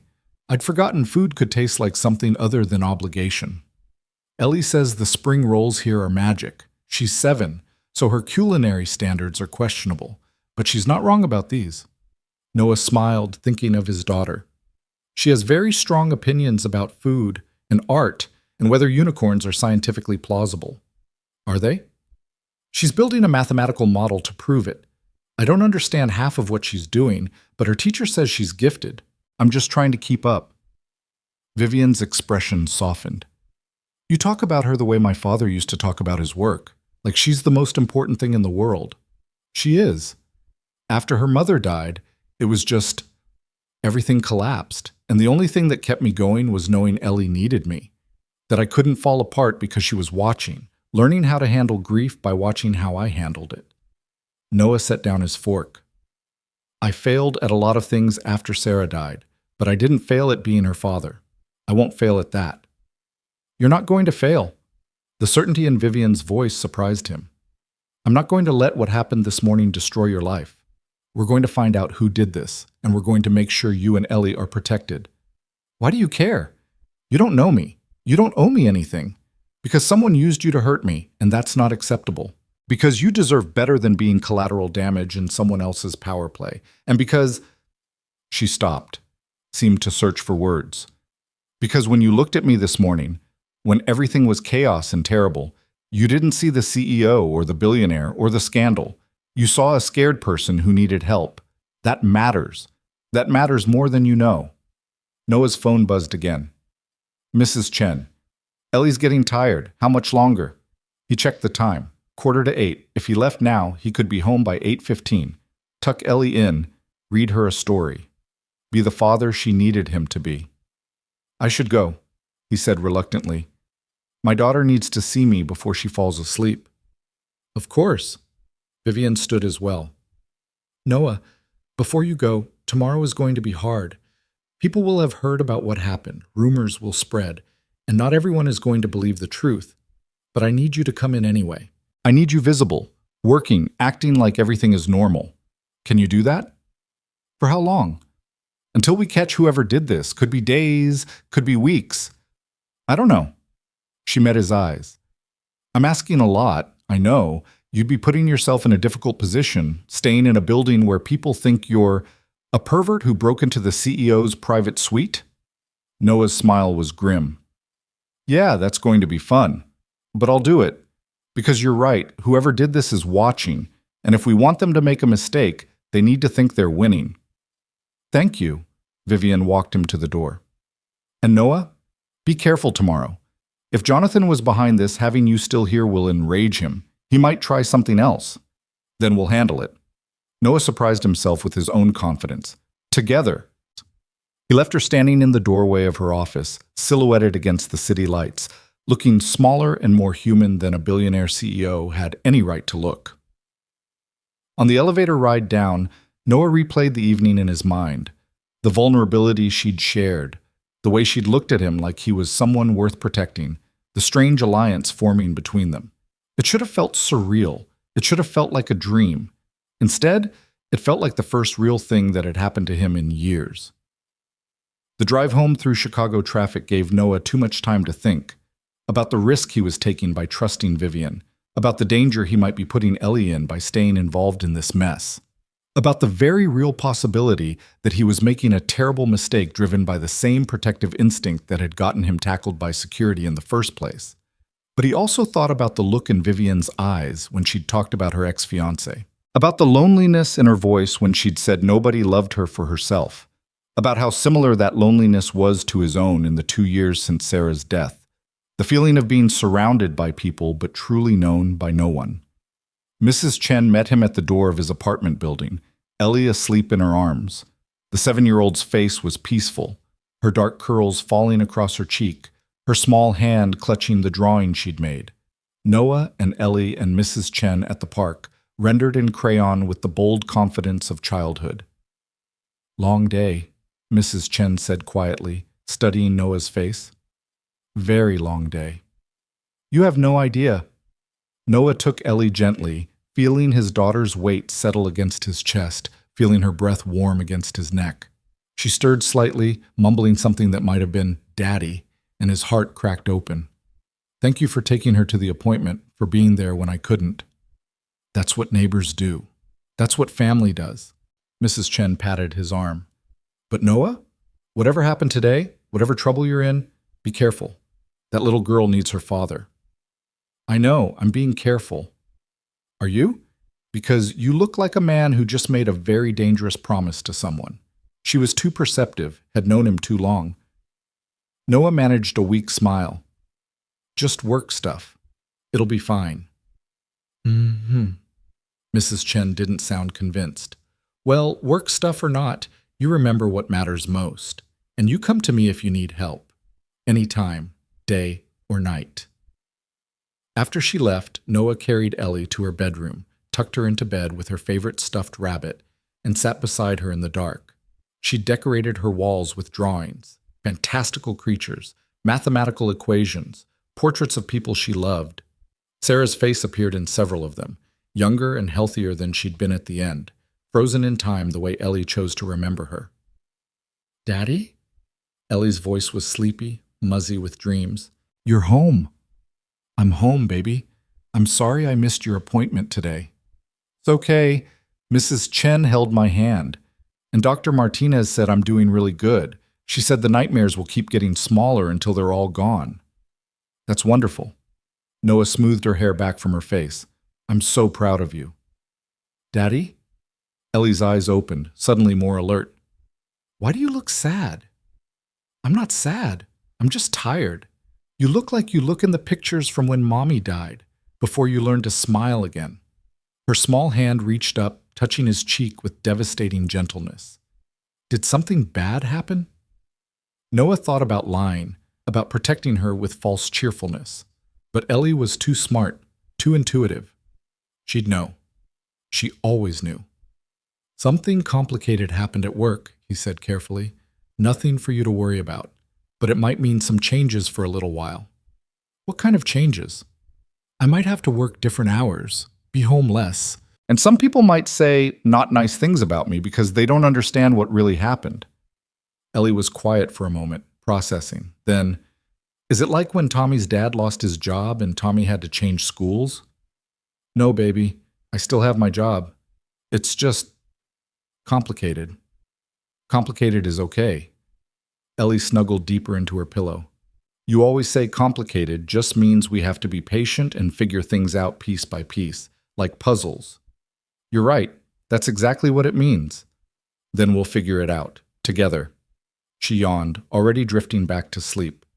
We're good at puzzles, Daddy. We're good at lots of things, because we have each other. Noah sat with her until her breathing evened out, until he was certain she was deeply asleep. Then he went to his own room, sat on the edge of his bed, and finally let himself feel the full weight of the day. The fear, the anger, the surreal intimacy of dinner with Vivian Kincaid, the promise he'd made to see this through. His phone buzzed with a text from an unknown number. For a moment his heart seized, thinking it was another work crisis. But when he opened it, he found a short message and a photo attachment. Thank you for dinner, and for listening. VK. The photo was of her desk, cleared of work, with the empty Thai food containers neatly stacked. A small gesture. A human gesture. The kind of thing one friend might send another after an unexpectedly meaningful evening. Noah saved the number to his contacts and sent back. Thank you for believing me. See you tomorrow. 3 dots appeared, indicating she was typing. Then, be ready. Tomorrow won't be easy. Nothing worthwhile ever is. A pause, then a final message. Your daughter is lucky to have you. Noah stared at that message for a long time, feeling something shift in his chest. Then he set his phone aside, set his alarm for 5:30 a.m., and tried to sleep. Tomorrow would come whether he was ready or not. The trap that had been set for them was still out there, waiting. The person who'd orchestrated everything was still watching, still planning, but he wasn't alone anymore. And neither was Vivian. Whatever came next, they'd face it together. Noah felt the stairs the moment he stepped off the elevator the next morning. The maintenance break room, usually filled with easy banter and coffee-fueled complaints about broken HVAC units, went silent when he walked in. Derek Vaughn sat at the corner table, arms crossed, wearing a smile that made Noah's stomach turn. Frank Delgado, his supervisor, looked up from his clipboard with an expression caught somewhere between sympathy and resignation. Noah, Frank's voice was carefully neutral. Can I see you in my office? The walk down the narrow hallway felt like a death march. Noah could feel the weight of judgment behind him, could practically hear the whispers starting the moment the door closed. Frank's office was barely bigger than a broom closet, walls plastered with work schedules and safety regulations, and a faded Cubs pennant from their 2016 championship season. Sit. Frank didn't look at him, just shuffled papers on his desk like they held answers to questions he didn't want to ask. I'm going to be straight with you because I've known you for 6 years, and you've never given me reason to doubt you. But right now, half this building thinks you're some kind of predator, and the other half thinks you're an idiot who stumbled into something that's going to get us all fired. Frank, let me finish. Frank finally met his eyes, and Noah saw genuine concern there beneath the professional distance. HR called me at 6 this morning, told me you've been reassigned to the executive floor, that you're not to work with the regular crew until further notice. They wouldn't tell me why, just that it was temporary and I wasn't to ask questions. But Noah, people are talking. They're saying you were found in Ms. Kincaid's private suite, that security dragged you out, that you're only still here because you're blackmailing her, or threatening to sue, or… It's not true. Noah's voice came out harder than he intended. None of it is true. I had a work order. Someone set me up. Ms. Kincaid knows that, which is why I still have a job. Someone set you up. Frank leaned back in his chair, studying Noah like he was a complicated repair manual. That's a serious accusation. It's the truth. The work order was issued using a dead employee's credentials. The security footage was tampered with. Someone wanted me in that suite at exactly the wrong moment, and they wanted it to look like I was there for the wrong reasons. Why? I don't know yet. But Ms. Kincaid is investigating, and she asked me to stay visible, keep working, act like everything is normal while we figure out who's behind this. Frank was quiet for a long moment. Then he reached into his desk drawer and pulled out a thermos of coffee, poured 2 cups into mismatched mugs, and slid one across to Noah. Drink. You look like you haven't slept in a week. The coffee was terrible, burnt and bitter, but it was familiar. Noah wrapped his hands around the mug, grateful for something to hold on to. What are people saying, specifically? Specifically, Derek's been telling anyone who will listen that you've always been too ambitious, too friendly with management, that you probably engineered this whole thing to get close to Ms. Kincaid. Says you're the type to use your kid to gain sympathy, to manipulate people into trusting you. The words hit like physical blows. Noah set his mug down carefully, afraid he'd crush it otherwise. My daughter has nothing to do with this. I know that. You know that. But Derek's got an audience, and he's good at making people believe what he wants them to believe. Frank sighed. Look, I don't know what really happened yesterday, and maybe it's better if I don't. But I know you, Noah. I know you show up early and stay late when we're short-staffed. I know you've trained half the new guys without being asked. I know every time someone needs to switch shifts for a family emergency, you're the first to volunteer. That's not the profile of someone who'd do what people are saying you did. Thank you. Noah's throat was tight. That means more than you know. Don't thank me yet. Because here's the hard part. I can't protect you from this. Whatever's happening on the executive floor, whatever investigation Miss Kincaid is running, you're on your own up there. And if this goes south, if it turns out you're caught up in something that damages the company's reputation, they're going to need a scapegoat. You understand that? I understand. Do you? Because from where I'm sitting, you're putting a lot of faith in a woman who has every reason to protect herself first and worry about you. Never. Noah thought about last night, about Vivian's vulnerability when she'd talked about her ex-fiancé, about the way she'd looked at him like he was someone worth protecting. She's not like that. You've known her for one day. Sometimes that's enough. Noah stood, leaving the coffee half finished. I need to get to work. Where do they want me? Frank handed him a tablet with the day's assignments. Executive floor, like I said, you're doing equipment checks, maintenance rounds, basically making yourself useful while looking innocent. And Noah, watch your back up there. If someone set you up once, they can do it again. The executive floor felt different in daylight, the floor-to-ceiling windows flooding everything with pale morning sun that made the marble floors gleam. Noah's new temporary office, still barely more than a closet, was exactly where he'd left it, But someone had added a nameplate to the door: Noah Reed, Executive Facilities Specialist. The title was absurd, completely made up, but he understood the message. Vivian was legitimizing his presence, making it harder for anyone to question why a maintenance worker was suddenly spending time on the 51st floor. He'd been reviewing equipment logs for maybe 20 minutes when his door opened without warning. Noah looked up, expecting James, or maybe Marcus, and found himself face to face with a woman in her 50s who radiated the kind of authority that came from old money and older connections. She wore a cream-colored suit that probably cost more than Noah's truck, her silver hair styled in a sleek bob, her expression one of polite curiosity edged with something sharper. "Mr. Reed." She didn't offer her hand. "I'm Patricia Ashford, board member and head of the ethics committee. Do you have a moment?" It wasn't really a question. Noah stood, suddenly very aware of his work shirt and the coffee stain on his sleeve. "Of course, Ms. Ashford." She stepped inside and closed the door, her eyes cataloging every detail of the small space with the practiced assessment of someone used to evaluating assets and liabilities. "I want to understand what happened yesterday.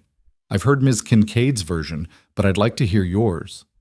Noah repeated his story: the work order, the open door, the terrible timing. Patricia listened without interrupting, her expression giving nothing away. When he finished, she was quiet for a moment, her fingers drumming against her designer handbag.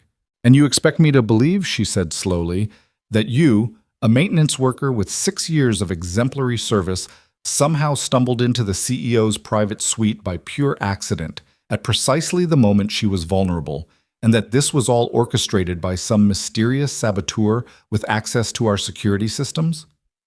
"I don't expect you to believe anything, ma'am. I'm just telling you what happened. The problem, Mr. Reed, is that what you're describing requires a conspiracy. It requires someone with significant technical knowledge, high-level access, and a motivation to harm both you and Ms. Kincaid. That's a very specific and very rare combination." She tilted her head, studying him. "The simpler explanation is that you saw an opportunity, a door mysteriously open, the CEO alone and vulnerable, and you took it. And now you're using this conspiracy theory to avoid the consequences." Noah felt his temper rising but forced it down. If that were true, why would Miss Kincaid defend me? Why would she hire an attorney for me? Why would she reassign me to this floor instead of having me arrested? "That," Patricia said with a thin smile, "is an excellent question. One I intend to discuss with her at length, because from where I'm sitting, her behavior is almost as suspicious as yours. Either she's being manipulated by someone she shouldn't trust, or she's complicit in some scheme that requires keeping you close. Neither option reflects well on her judgment. Or," Noah said quietly, "she's doing what's right. She's protecting an innocent employee while investigating who actually committed a crime. That used to be called integrity." Patricia's eyes flashed. "Don't presume to lecture me about integrity, Mr. Reed. I've served on this board for 15 years. I've watched this company grow from a regional player to a global powerhouse. And I've learned that in situations like this, the simplest explanation is usually correct. A maintenance worker in the wrong place at the wrong time isn't a conspiracy. It's a mistake. And protecting that mistake because you feel sorry for the man? That's not integrity. That's weakness. Then Ms. Kincaid and I have different definitions of weakness than you do." "Clearly." Patricia moved toward the door, then paused. "A word of advice, Mr. Reed. Whatever arrangement you have with Ms. Kincaid, whatever promises she's made you, don't get too comfortable. Board members talk, shareholders ask questions, and sooner or later someone is going to demand answers that satisfy more than just her conscience. When that happens, you'll find that loyalty is a commodity that flows uphill, not down." She left without waiting for a response, her expensive perfume lingering in the small space like a warning. Noah sank back into his chair, his hands shaking slightly. He'd known there would be skepticism, known that people would question the official story. But having a board member essentially accuse him of being either a predator or a co-conspirator was something else entirely. His phone buzzed, a text from Vivian. "I heard Patricia paid you a visit. Are you okay?" Noah typed back, "She thinks I'm either lying or manipulating you, possibly both." 3 dots appeared, disappeared, appeared again. Then, "She thinks I'm weak. She's wrong. Come to my office. We need to talk. When Noah entered Vivian's office 5 minutes later, he found her standing at her desk with Marcus, both of them staring at a laptop screen with identical expressions of grim satisfaction. Vivian looked up, and something in her face made Noah's pulse quicken. "We found him," she said. Marcus turned the laptop so Noah could see. The screen showed security footage from the 51st floor, timestamped 2:47 a.m. from 3 nights ago. A figure in maintenance coveralls, face partially obscured by a baseball cap, was using a keycard at the door to Suite 51A. The angle wasn't perfect, but when the person turned slightly, reaching for the door handle, Noah caught a glimpse of his profile. "Derek Vaughn," Noah breathed. "We pulled his badge access logs," Marcus said.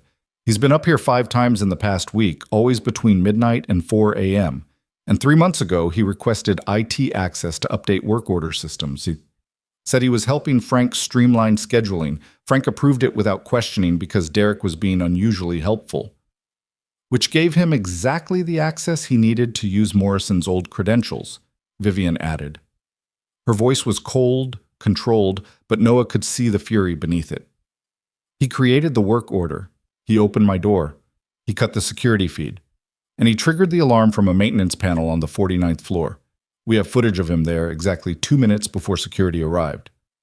Noah stared at the screen, trying to process what he was seeing. Derek had done this. Derek, who he'd worked alongside for 6 years. Derek, who'd complained about preferential treatment and easy assignments, but whom Noah had never thought capable of something this calculated, this vicious. "Why?" Noah asked. "Why would he go to all this trouble?" "That's what we need to find out."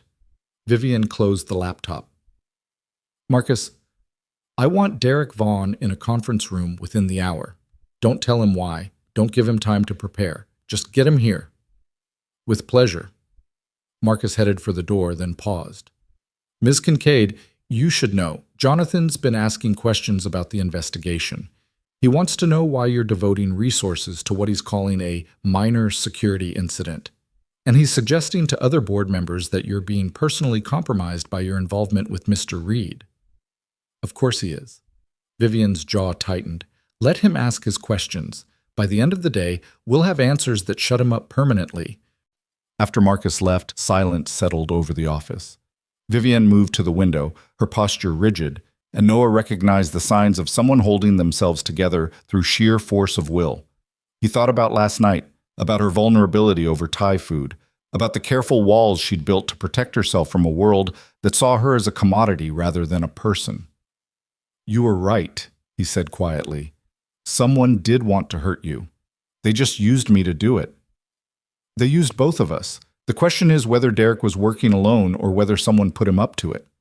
She turned to face him. "Noah, I need to ask you something, and I need you to be completely honest. Is there any possibility, any at all, that Derek had help from inside the executive team? Someone who gave him information about my schedule, about when I'd be in the suite, about how to bypass security protocols?" Noah thought about Jonathan's smooth threats, about Patricia's cold assessment, about the way people at the highest levels of this company operated like it was a chess game and everyone below them was just pieces to be moved or sacrificed. "I don't know. Derek kept to himself mostly. If he was talking to someone on the executive floor, I never saw it. Marcus is pulling his phone records and emails. If there's a connection, we'll find it." Vivian rubbed her temples, exhaustion showing through the cracks in her composure. "Part of me hoped it was random, some disturbed individual with a grudge. Because if this connects to someone on the board, if Jonathan or Patricia or any of the others were involved, it means you can't trust anyone," Noah finished. "It means you're surrounded by people who want to hurt you." "Yes." The word came out small, defeated. "And I'm so tired of not being able to trust anyone." Noah made a decision that probably broke about 17 workplace protocols and possibly several laws. He crossed the office and stood beside her at the window, close enough that their shoulders almost touched. "You can trust me." Vivian laughed, but it was shaky. "You barely know me." "I know enough. I know you believed me when you had every reason not to. I know you protected me when it would have been easier to throw me away. I know you ordered Thai food and talked about your ex-fiancé and let yourself be human for 30 minutes. He paused. And I know what it's like to feel alone even when you're surrounded by people. So yeah, you can trust me, because I'm not here for your money or your power or your connections. I'm here because someone did something wrong to both of us, and making it right matters. She was quiet for a long moment, staring out at the city. Then, so softly, he almost missed it. Thank you. The moment broke when James appeared in the doorway, his expression carefully neutral. Miss Kincaid, I have Ellie Reed in reception. She says her father forgot his lunch and she wanted to make sure he ate. Noah's heart stopped. What? Your daughter is here, James repeated, and now there was a hint of amusement in his voice. With Mrs. Chen, they brought you a lunchbox with dinosaurs on it. Vivian's expression transformed, tension giving way to something that looked almost like delight. Bring them up. Miss Kincaid, I'm not sure that's... James, bring them up, please. 5 minutes later, Ellie burst into Vivian's office like a small tornado of energy and opinions, her backpack bouncing against her shoulders, her curls escaping from 2 lopsided pigtails. Mrs. Chen followed more sedately, carrying the dinosaur lunchbox and wearing an expression that suggested she'd tried to talk Ellie out of this plan and failed spectacularly. Daddy! Ellie threw herself at Noah, who caught her automatically, his mind reeling. You forgot your lunch. Mrs. Chen and I made you a sandwich, and I drew you another picture for your new office because Mrs. Chen said you got a promotion, and I wanted to make it pretty. Baby, you can't just... Noah looked at Mrs. Chen helplessly. She can't just show up at my work. I tried to explain that, Mrs. Chen said dryly. She explained to me that forgetting lunch is scientifically proven to make people sad, and since you've been extra tired lately, making sure you eat is the most important thing. She's very persuasive when she wants to be. Ellie was already wiggling out of Noah's arms, her attention caught by the massive windows and the city spread out below. Daddy, you can see everything from up here. You can see the park where we feed the ducks and the library and... She stopped abruptly, her gaze landing on Vivian. Oh. Hello. Are you Daddy's boss? Vivian crouched down, bringing herself to Ellie's eye level with a grace that surprised Noah. I am. My name is Vivian. You must be Ellie. How do you know my name? Your father talks about you. He says you're very smart and that you're building a mathematical model to prove unicorns are scientifically plausible. Ellie's face lit up like someone had plugged her into an electrical socket. You know about my unicorn project? Did Daddy tell you about the horn aerodynamics? Because that's the hardest part. The spiral has to be exactly right or the magic won't distribute evenly. The magic, Vivian repeated, and Noah saw something in her face soften in a way he'd never seen before. Of course, even magic has to follow certain physical laws. Exactly. Ellie pulled a crumpled piece of paper from her backpack, covered in drawings and equations that looked like something from a conspiracy theorist's fever dream. See, if the horn is a logarithmic spiral with a ratio of 1.618, which is the golden ratio, then the magical frequency resonates with the neural pathways in the unicorn's brain and... Ellie, Noah interrupted gently, Ms. Kincaid is very busy. We should let her get back to work. But she wants to see. Ellie looked at Vivian with complete confidence. Don't you want to see? I do. Vivian took the paper, studying it with the kind of serious attention that made Ellie straighten with pride. This is remarkable work, Ellie. The way you've integrated biological constraints with theoretical magical properties shows really sophisticated thinking. My teacher says I think sideways. I don't know what that means, but she smiles when she says it, so I think it's good. Ellie tilted her head, studying Vivian with the unsettling directness of children who haven't learned to pretend yet. You look sad. Are you sad? The question hung in the air like a struck bell. Noah saw Vivian freeze, saw the careful mask she wore start to crack. Mrs. Chen stepped forward, clearly intending to redirect Ellie's attention, but Vivian held up a hand. Sometimes I'm sad, she said quietly. Sometimes my job is very hard and people aren't always kind. Daddy says when people aren't kind, it's because they're scared or hurt and they forgot how to be nice. He says we should be kind anyway, because it reminds them. Ellie considered this. Are you scared? Yes. The honesty in Vivian's voice made Noah's chest ache. Sometimes I'm very scared. Of what? Of being alone. Of not knowing who to trust, of making mistakes that hurt people. Ellie nodded solemnly, like Vivian had just shared a profound truth.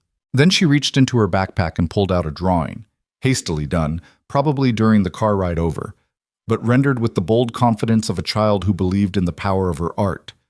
It showed 3 figures holding hands, a tall man labeled Daddy, a small girl labeled Me, and a woman in a blue dress labeled Daddy's Boss. This is for you, Ellie said, pressing it into Vivian's hands. Because everyone needs pictures of people who care about them. Daddy has lots of pictures of me and Mommy in his apartment, but you probably don't have enough pictures here because offices are mostly for working and not for remembering that people love you.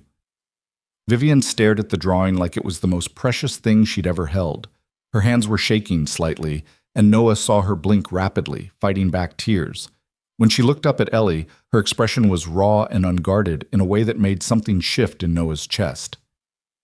Thank you, Vivian whispered. Thank you, Vivian. Thank you. You're welcome. I can make you more if you want.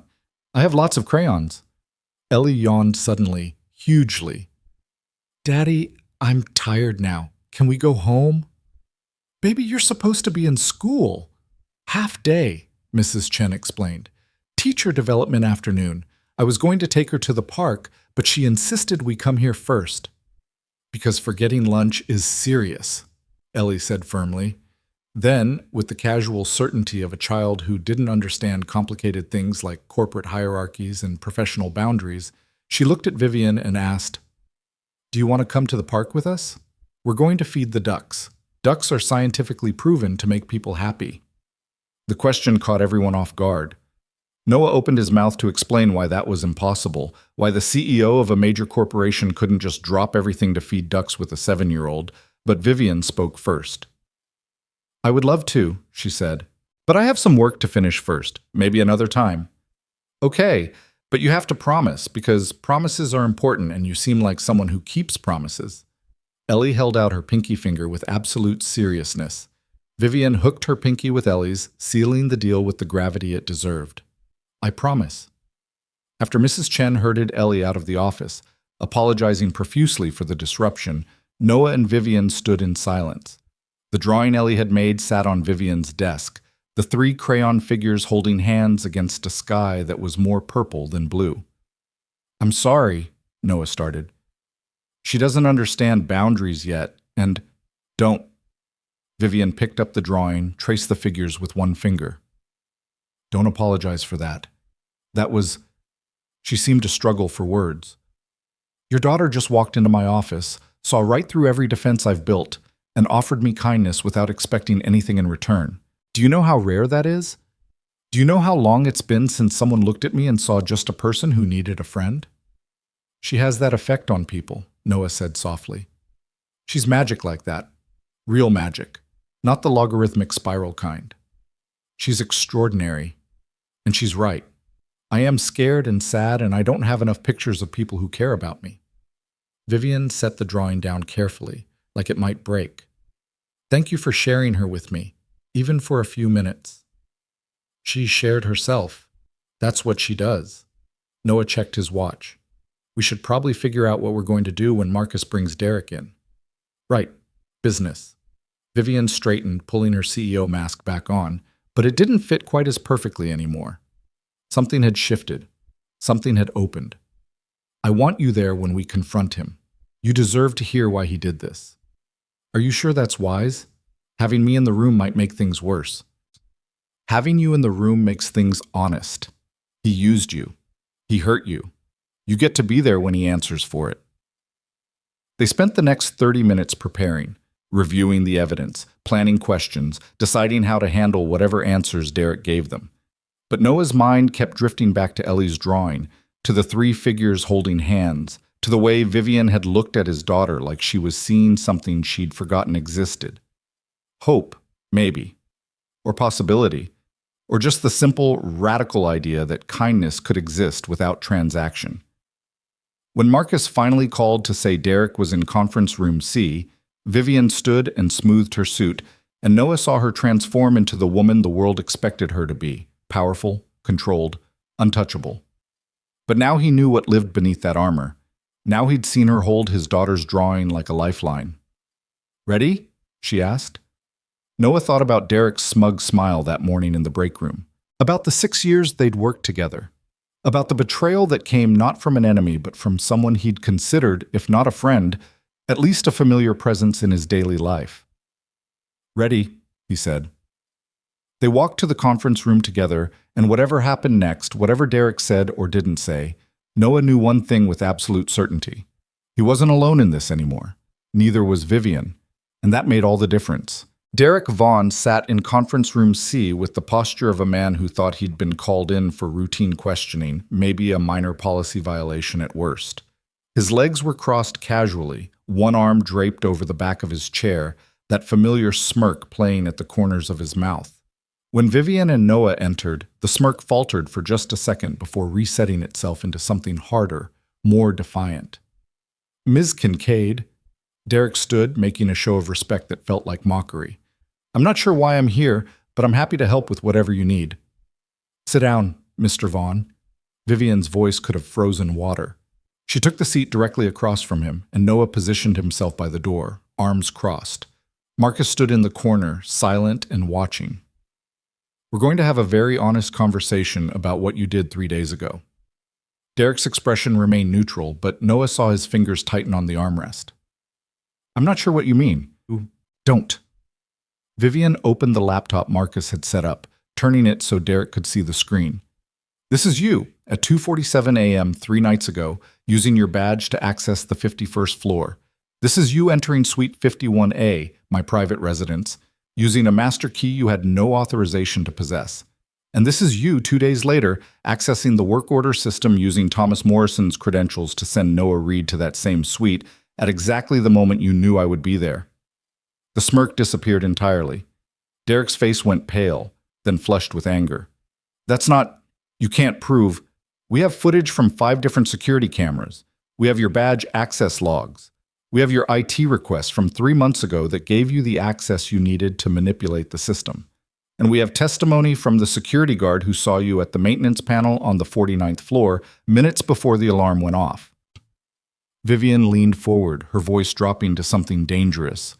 "We can prove every single thing you did. What we want to know is why." Derek's jaw worked.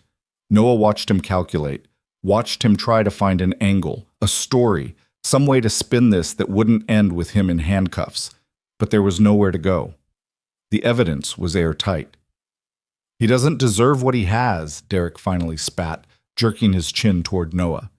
6 years I've worked here. 6 years busting my ass, taking the grunt work, fixing the problems no one else wants to touch. And what do I get? Nothing. But Noah Reed, perfect Noah Reed, with his sob story about his dead wife and his poor little daughter, he gets Frank's attention, he gets the easy jobs, he gets treated like he's something special when he's just a glorified janitor like the rest of us. "So you decided to destroy his life?" Vivian's voice was flat, controlled. "Because you felt overlooked. I decided to show everyone what he really is. A nobody. A guy who got lucky, who used sympathy to climb higher than he should have been able to reach." Derek's anger was spilling out now, hot and bitter. "Do you know how many times Frank passed me over for projects because Noah was more reliable? How many times I had to work holidays and weekends while Noah got time off for his precious daughter? He's been coasting on tragedy for 2 years, and everyone just let him." Noah felt sick. Not because Derek's words hurt, but because they revealed something so petty, so small, so absolutely devastating in its selfishness. "So you set me up to look like a criminal. You violated Ms. Kincaid's privacy. You tried to destroy both our reputations because you were jealous." Not jealous. Angry. Derek stood abruptly, pacing like a caged animal. "And yeah, maybe I wanted to take you down a few pegs. Maybe I wanted everyone to see you for what you really are, instead of buying into this grieving single dad act you've been running." "It's not an act," Noah said quietly. My wife died. My daughter has nightmares. Those are facts, not manipulation. Everything is manipulation. You just do it better than most people. Derek turned to Vivian. And you were supposed to fire him. You were supposed to see him for the liability he was and get rid of him. Instead, you protect him? You promote him. What, did he play the sympathy card with you too? Did he tell you about his poor dead wife and his struggling daughter and make you feel like you had to save him? Enough. Vivian stood, and there was something in her presence that made Derek actually step back. You want to know why I protected Noah? Because when I looked at him, I saw someone who'd been caught in a nightmare not of his making. Someone who deserved the benefit of the doubt. Someone who, despite everything you did to him, kept his integrity when it would have been easier to take money and disappear. She paused. Everything you just said tells me exactly who you are, Mr. Vaughn, and you're not someone I want in my building. You're firing me. Derek's laugh was ugly. Of course you are, because that's what people like you do. You protect your favorites and throw away anyone who doesn't fit your narrative. No, I'm not firing you. Vivian's smile was sharp enough to cut. I'm having you arrested. Marcus, call the police. I want Mr. Vaughn charged with unauthorized access to secure systems, identity theft, corporate espionage, and stalking. The district attorney's office has already been briefed and is waiting for our call. Derek's face went from red to white in an instant. You can't. I didn't. It was just a prank. I was just trying to teach Reed a lesson. A prank that violated federal computer fraud laws. A prank that constituted criminal stalking of a private individual. A prank that cost this company thousands of dollars in security reviews and legal fees. Vivian's voice was ice. Actions have consequences, Mr. Vaughn. You're about to learn exactly what those consequences look like. Marcus already had his phone out, was already speaking to someone on the other end. Derek looked at Noah, and for the first time there was genuine fear in his eyes. Come on, man. We worked together for 6 years. You know I'm not a bad guy. I made a mistake. Tell her it was just a mistake. Noah thought about the past 2 days. About being slammed into the floor by security guards. About missing Ellie's doctor's appointment. About the stairs in the break room and Patricia Ashford's cold assessment, and the very real possibility that his entire life could have been destroyed because Derek Vaughn felt overlooked. It wasn't a mistake, Noah said quietly. Mistakes are accidental. What you did was deliberate, calculated, and cruel. And you're right about one thing. I did use my daughter and my grief. I used them to remind myself every single day why I needed to show up, work hard, be decent, because she was watching. Because she needed to see that even when life is unfair and painful, you don't become the kind of person who hurts others just because you're hurting. He paused. I hope you learn that lesson someday, but you're not learning it at my expense anymore. 2 police officers arrived within minutes. Derek tried one more time to plead his case, to explain that it had all gotten out of hand, that he'd never meant for it to go this far. But the evidence was overwhelming, and the officers weren't interested in his justifications. They cuffed him and read him his rights while he protested, his voice rising to something close to panic. As they let him out, Derek looked back at Noah one more time. This isn't fair. I'm not the villain here. I'm not— Yes, you are, Vivian said simply. And the sooner you accept that, the better chance you have of becoming someone different. After they left, the conference room felt very quiet. Noah sank into one of the chairs, suddenly exhausted. Marcus excused himself to coordinate with building security, to make sure Derek's access was completely revoked, to start the process of reviewing every system he'd touched in the past 3 months. Vivian sat down beside Noah, close enough that their shoulders almost touched. Are you all right? I don't know. I worked with him for 6 years. I never saw how much he resented me. People are good at hiding what they don't want others to see. Vivian was quiet for a moment. Thank you for not giving him the sympathy he was looking for not making excuses for him. He didn't deserve sympathy. He deserved accountability. Noah rubbed his face. Is it really over? Is this actually done? The Derek part is done, but there's still something we need to address. Vivian pulled out her phone, typed something, then set it on the table between them. I need to tell you something about my brother, about Jonathan. Noah's stomach dropped. He was involved. Not directly, but Marcus found text messages between Derek and an unlisted number. The number belongs to a burner phone purchased 6 weeks ago. We can't definitively prove it's Jonathan, but the messages discuss your work schedule, my habits, the best time to create an incident that can't be ignored. And 2 days ago, someone transferred $50,000 from an offshore account into Derek's personal bank account. Jonathan paid him. Noah felt anger rise in his chest, hot and righteous. Your own brother paid someone to violate your privacy, to set me up, to try and destroy both of us. He wanted me to look unstable. He wanted the board to question my judgment. And he almost succeeded. Vivian's voice was steady, but Noah could see the pain beneath it. Patricia Ashford was already suggesting I take a leave of absence. Other board members were starting to whisper about whether I was too personally compromised to lead effectively. If I'd fired you or paid you off the way Jonathan wanted, it would have looked like I was covering something up. If I'd fought too hard to protect you, it would have looked like I was emotionally compromised. He created a no-win situation. So what do we do? How do we prove it was him? We can't, not in a way that would hold up legally. The burner phone, the offshore account, Jonathan knows how to cover his tracks. Vivian stood, pacing to the window. But I don't need a legal case. I need leverage, and I know exactly how to get it. Noah stood too, moving to stand beside her. What are you going to do? I'm going to give him a choice. Resign from the board quietly, sell his shares back to the company at a fair price, and disappear from my life. Or I take everything we found to the board and the press, and even if it doesn't result in criminal charges, it destroys his reputation permanently. She looked at Noah. I know it's not justice. I know he deserves worse. But sometimes protecting yourself means making practical choices instead of righteous ones. Will he take the deal? He will. Because Jonathan loves his lifestyle more than he hates me, and scandal would cost him the social standing, the club memberships, the access to the circles he values. Vivian's smile was sad.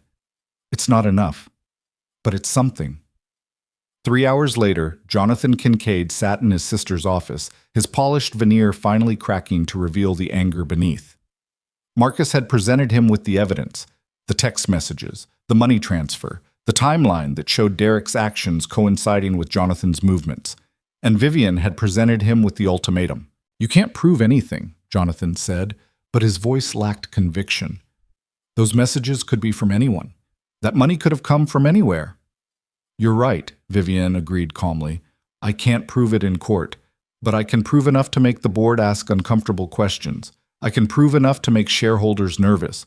I can prove enough to have your name appear in every news article about corporate sabotage for the next 6 months. She leaned forward. Or you can resign, today. Sign the papers transferring your shares. Walk away with your dignity mostly intact and your bank account full enough to support whatever lifestyle you choose, as long as it's far away from me and this company. Jonathan's hands clenched on the armrests of his chair. This company should have been mine. Father promised you nothing. He chose the best person to lead Harper Kincaid, and that person happened to be me. You've spent 3 years trying to undermine that choice instead of accepting it. Vivian's voice was steel. But this crosses a line I can't forgive. You endangered an innocent employee. You violated my privacy. You put personal ambition ahead of basic decency. And you did it all because you couldn't accept that sometimes the best person for the job isn't the one with the right last name and the right gender. I could fight this. I could take it to the other board members, make them see what? That you were willing to destroy your own sister to get what you want? That you paid a disgruntled employee to stage an incident that could have ended in scandal or worse? Vivian shook her head. Go ahead and try, but you should know that Patricia Ashford has already seen the evidence. And even Patricia, who questions my every decision, told me she'd vote to remove you from the board if I brought formal charges. The fight went out of Jonathan all at once. He slumped in his chair, suddenly looking older, smaller. You're really doing this. You're really cutting me out of the family business. You cut yourself out the moment you decided I was an obstacle instead of your sister. Vivian's voice softened slightly. I would have worked with you, Jonathan.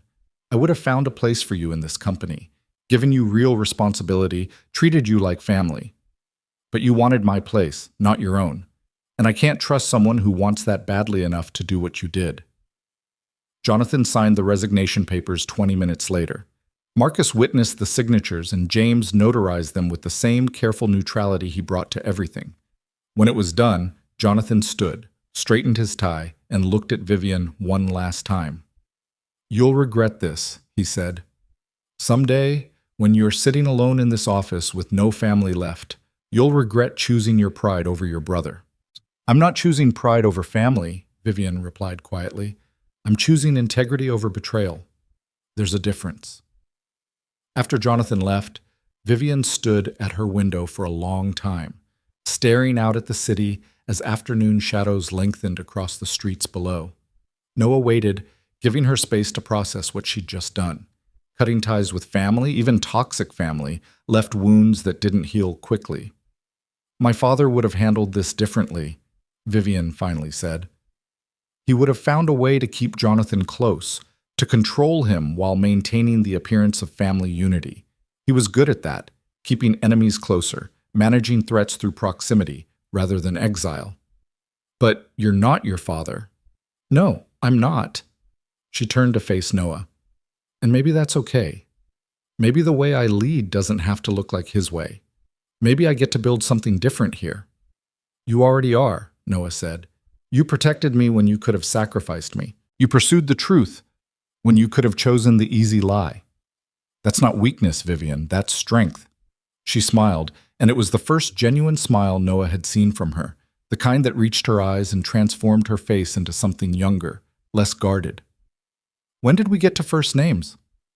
"Somewhere between Thai food and my daughter deciding you needed pictures of people who care about you." Noah smiled back. "Is that okay?"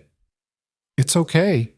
Vivian moved away from the window, back to her desk where Ellie's drawing still sat, propped against her computer monitor. "Your daughter is right, by the way. I did need this. I need reminders that people can be kind without wanting something in return." "Speaking of Ellie," Noah said carefully, "she's going to ask me whether you're coming to feed the ducks, and she's going to be very disappointed if I tell her you were too busy." "Well, we can't disappoint her. Her unicorn research is too important to risk upsetting her emotional equilibrium." Vivian's tone was light, teasing, and Noah felt something shift in his chest, something warm and complicated and full of possibility. "What time were you planning to meet them?" 5:30 at Lincoln Park. "But Vivian, you don't have to." "I want to. I made a promise to a very serious 7-year-old, and I keep my promises." She grabbed her jacket from the back of her chair. "Besides, I can't remember the last time I fed ducks. It feels like something I should do." They left the office together, Vivian stopping to tell James she was leaving for the day, and to hold all calls unless it was an actual emergency. James looked at Noah, then at Vivian, and something like approval flickered across his face before he nodded and turned back to his computer. The drive to Lincoln Park was strange and normal all at once. Vivian had insisted on driving, and her car was exactly what Noah expected: sleek, expensive, and equipped with technology that probably made it smarter than his entire apartment building. But she drove like a regular person, complained about Chicago traffic like a regular person, and when a cyclist cut her off near the park entrance, she swore with the creative eloquence of someone who'd spent time around construction workers. "Sorry," she said, catching Noah's surprised expression. "I spent 2 summers in college working at one of my father's manufacturing plants. The foreman taught me some very colorful vocabulary." "I'm just glad to know you're human," Noah teased. "For a while there, I thought you might be some kind of efficient robot programmed to make perfect decisions and drink expensive whiskey. The whiskey helps me pretend I'm making perfect decisions when really, I'm just guessing like everyone else." They found Ellie and Mrs. N, Chen by the duck pond, a bag of approved waterfowl food in Ellie's hands, and an expression of pure determination on her face. When she saw Vivian, her entire face lit up. "You came! You kept your promise!" Ellie ran over, grabbed Vivian's hand without hesitation, and dragged her toward the pond. "Come on, you have to meet the ducks. There's a brown one named Gerald, who's very polite, and a white one named Beatrice, who's a little bit bossy, but in a good way." "You named the ducks?" Vivian asked, letting herself be pulled along. "Of course. Everything deserves a name. Names are important. Ellie looked up at Vivian with absolute seriousness. What's your name? Your real name, not your work name. Vivian is my real name. No, I mean like, Daddy's name is Noah, but I call him Daddy. Mrs. Chen's name is Margaret, but I call her Mrs. Chen. What do people who love you call you? The question hit like an arrow finding its mark. Vivian stopped walking and Noah saw her throat work as she tried to find an answer. Finally, she crouched down so she was at Ellie's level, just like she'd done in the office. No one's called me anything but Vivian in a very long time, she said quietly. Maybe you could help me figure out what people who care about me should call me? Ellie considered this with the gravity of a judge deliberating on a crucial verdict. I think Vivi, because it sounds like vivid, which means bright and colorful and full of life. And I think you need to be reminded that you're full of life, not just full of work. Vivian's eyes went bright with tears she didn't quite let fall. Vivi, I like that very much. Good. Now come meet Gerald. He's been waiting very patiently, and patience should be rewarded. For the next hour, Noah watched Vivian Kincaid, billionaire CEO, master of corporate strategy, woman who just exiled her own brother, feed ducks with his 7-year-old daughter, and laugh when Beatrice the bossy duck tried to steal food directly from her hand. He watched her ask Ellie questions about unicorn aerodynamics and listened to the answers like they were the most important things she'd ever heard. He watched her slowly, carefully let herself be present in the moment instead of thinking 3 moves ahead. And he watched Mrs. Chen watch all of this with the satisfied expression of someone who'd seen a plan come together better than expected. You're a good man, Noah Reed, Mrs. Chen said quietly, settling beside him on a bench while Ellie and Vivian debated whether ducks could understand mathematics. And that's a good woman, underneath all the armor she wears. Maybe you two finding each other is the universe's way of balancing out all the bad that happened. Well, we barely know each other, Noah protested, but his eyes stayed on Vivian, on the way the late afternoon sun caught in her dark hair, on the way she smiled at something Ellie said. Sometimes knowing someone isn't about time, it's about seeing them clearly. And you two see each other, truly see each other, in a way most people never manage. Mrs. Chen patted his knee. Don't overthink it. Just let it unfold. When the ducks had been thoroughly fed and Ellie had extracted a promise from Vivian to come back next week, they walked slowly back to the parking area. Ellie was holding both Noah's hand and Vivian's hand, chattering about a school project on ancient Egypt and whether pyramids were geometrically perfect or just close enough. Vivi, do you know about the golden ratio? Because I think the pyramids use it, but my teacher says maybe it's just coincidence. And I think that's a very unsatisfying answer to an important question. I think you're absolutely right, Vivian agreed. Coincidence is boring. Intentional mathematical harmony is much more interesting. Exactly! That's what I said! Daddy, Vivi gets it! Noah caught Vivian's eye over Ellie's head, and they shared a smile that was full of things neither of them was ready to say out loud yet. Understanding, maybe, or recognition. Or just the simple acknowledgement that something had shifted between them, something that started with crisis but was becoming something else entirely. When they reached Vivian's car, Ellie hugged her goodbye with the fierce, unself-conscious affection of a child who'd decided someone was worth caring about. Thank you for coming. Thank you for keeping your promise. Not everyone does, but you did, and that matters. Thank you for inviting me, Vivian said, her voice tight. And for teaching me about duck diplomacy. I think Gerald and Beatrice have given me valuable insights into board management. Ellie giggled, then yawned. Daddy, I'm tired. Can we go home? Yeah, baby. Let's go home. After Mrs. Chen had taken Ellie to get the car, Noah lingered beside Vivian's vehicle. The park was emptying out as evening approached, families heading home for dinner, joggers finishing their loops, the city settling into its twilight rhythm. Thank you, Noah said, for coming, for being exactly what Ellie needed without even knowing you were doing it. I think maybe she was what I needed too. Vivian leaned against her car, looking more relaxed than Noah had ever seen her. This, feeding ducks, listening to a 7-year-old's theories about mathematical pyramids, This is the most normal I've felt in years, maybe ever. Normal is underrated. Normal is everything. She looked at him directly, and Noah felt the intensity of her focus like a physical thing. I meant what I said before, about not being able to trust people, about everyone wanting something from me. But you and Ellie, you don't want anything except for me to be present, to be honest, to be human. And that's... She trailed off, searching for words. Enough? Noah offered. More than enough. It's everything. Vivienne took a breath, like she was about to jump off a cliff and hoped someone would catch her. Noah, I know this is complicated. I know we met under terrible circumstances, and technically, I'm still your employer, and there are about 1,000 reasons why this should stay professional. But I'd like, if you're open to it, I'd like to see where this goes, whatever this is. Noah's heart was hammering. He thought about all the practical reasons to say no. The power imbalance, the gossip it would generate, the scrutiny Ellie would face, the very real possibility that he was misreading everything and this was just gratitude, not attraction. But he also thought about the way Vivienne had looked at Ellie's drawing, the way she'd shared her pain over Thai food, the way she'd fought for him when it would have been easier to let him fall, the way she'd crouched down to make a promise to a 7-year-old about duck feeding and kept it. I'd like that too, he said, but we go slow. We figure this out at Ellie's pace, not ours, because she's already lost one parent, and I won't risk her getting attached to someone who might not stay. I understand, and Noah, I don't run when things get hard. I spent this whole week proving that. Vivienne smiled, and it was vulnerable and hopeful and absolutely beautiful.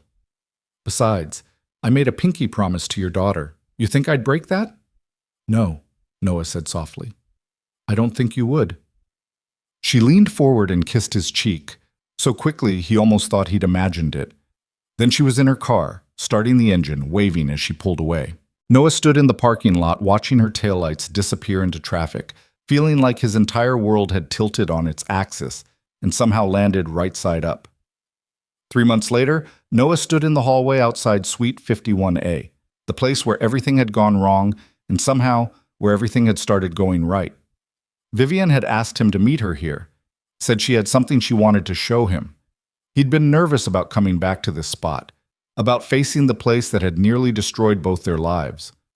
But when Vivienne opened the door, she was smiling. Come in, she said. It's safe, I promise. The suite had changed. The austere perfection Noah remembered was softened now. Throw pillows on the couch, actual books on the shelves instead of design objects, photographs in frames on the side tables. And on the wall above the desk, in a beautiful wooden frame that probably cost more than Noah's monthly rent, was Ellie's drawing. The 3 crayon figures holding hands, labeled Daddy, Me, and Daddy's Boss. I had it professionally preserved, Vivienne explained. Climate-controlled glass, UV protection, the whole thing, because it's important. It reminds me what matters. Noah moved closer to examine the other photographs. Vivienne with Ellie at the Science Museum, both of them grinning at some exhibit. The 3 of them at the duck pond, Gerald photobombing in the background. Noah and Vivienne at a coffee shop, candid and laughing, taken by Ellie who demanded they look natural. You said you didn't have enough pictures of people who care about you, Noah said softly. Looks like you fixed that problem. I had help. Vivienne came to stand beside him. Your daughter has decided I'm her project. Last week she brought me a drawing of a heart with Vivi's emotion center, labeled in different sections. Apparently I need to activate the silly and relaxed regions more frequently. She's not wrong. She rarely is. It's intimidating. Vivienne took his hand, lacing their fingers together. I wanted you to see this. I wanted you to see that the place where everything went wrong has become the place where I'm learning to be happy. Really happy. Not just successful or powerful or any of the other things I used to think mattered. And are you happy? Getting there, with help from a very patient maintenance worker and his extremely wise daughter. She squeezed his hand. And with help from Gerald and Beatrice, obviously. They've been crucial. Noah laughed, pulling her closer. Well, if the ducks approve, how can I argue? You can't. Duck wisdom is absolute. They stood there for a while, in the suite that had once been a trap and was now a home, looking at pictures that told the story of how three lonely people had found each other through chaos and somehow made a family. Not a conventional family, not without complications, but a real one nonetheless. Ellie asked me something yesterday, Noah said. She asked if you were going to be her new mom. Vivian went very still. What did you tell her? I told her that families come in lots of different shapes, and that what matters isn't the labels we use but how we treat each other. I told her that you care about her, and I care about you, and she cares about both of us, and that's enough to build something real on. He paused. Was that okay to say that? It was more than okay. Vivian's eyes were bright. What did she say? She said that made sense, and that she'd been working on a mathematical model for optimal family structures, and apparently we fit the parameters perfectly. She showed me a chart. It was very thorough. Of course it was. Vivian was laughing and crying at the same time, and Noah thought he'd never seen anything more beautiful. She's perfect. You're perfect. This is complicated, Noah offered. I was going to say perfect, but complicated works too. She reached up, touching his face with gentle fingers. The trap that was supposed to break us became the doorway that built us. How's that for a redemption arc? Pretty good. Could use more ducks, though. Everything's better with ducks. I'll take that under advisement. Noah kissed her then, slow and gentle and full of promise, there in the hallway outside Suite 51A, where guards had once slammed him into the floor and Vivian had stood frozen in fear, where everything had been wrong and now, somehow, everything was starting to be right. When they pulled apart, Vivian rested her forehead against his. I know we said we'd go slow. But Noah, I'm ready to go faster if you are. I'm ready to stop being afraid of being happy. I'm ready to believe that some things, some people, stay. Then let's go faster. Together, the three of us. Noah smiled. But you should know, Ellie's going to have opinions about everything. Where you keep your silverware, what kind of pancakes are acceptable for breakfast, whether unicorns should be the official animal of our household. I would expect nothing less. Her opinions are scientifically sound and should be respected. You say that now.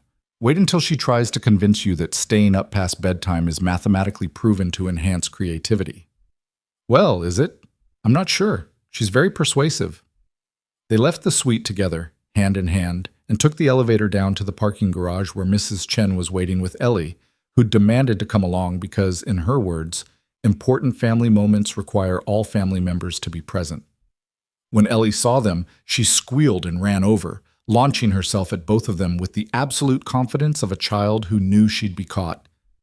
Did you tell her? Ellie demanded. Did you tell her about the plan? What plan? Vivian asked. The plan where you move in with us. Or we move in with you.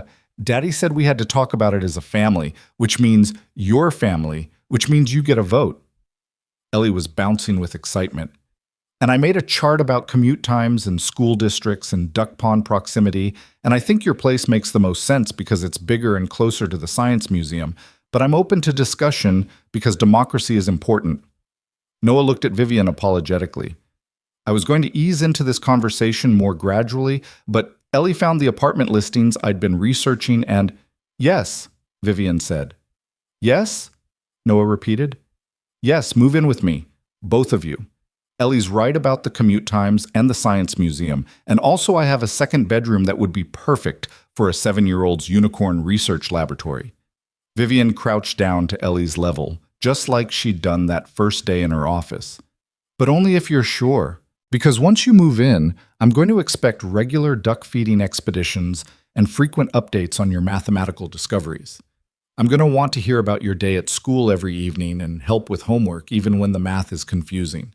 I'm going to care about you, Ellie, not because you're Noah's daughter, but because you're you. Are you okay with that?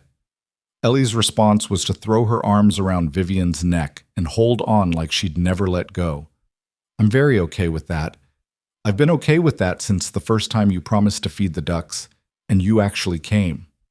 Because promises are important, and people who keep promises are people you can trust. Then it's settled. Vivian stood, scooping Ellie up like she weighed nothing. We're a family now, an unconventional, mathematically sound, duck-approved family, with proper silverware organization Ellie added seriously. With proper silverware organization. Vivian agreed. Mrs. Chen was crying openly now, not even trying to hide it. I told you, she said to Noah. I told you the universe was balancing things out. You just had to trust. You were right, Noah admitted. You're always right. I know. It's exhausting being this wise. You're lucky to have me as a neighbor. We are, Vivian agreed. And Mrs. Chen? I hope you'll still come to duck feeding expeditions. Gerald asks about you. Gerald is a very discerning duck. Of course I'll come. They left the parking garage as a unit, Noah, Vivian, Ellie, and Mrs. Chen, heading to a restaurant Ellie had chosen for the occasion. It was a pizza place with questionable decor and excellent crust, the kind of place Vivian would never have gone 3 months ago, but now insisted had the best marinara sauce in Chicago. As they walked, Ellie between her father and Vivian, hands linked, chattering about bedroom paint colors and whether her new room should have a unicorn theme or a space theme, or possibly both, because why choose when you can have everything? Noah felt something settle in his chest. Peace, maybe. Or just the absence of fear.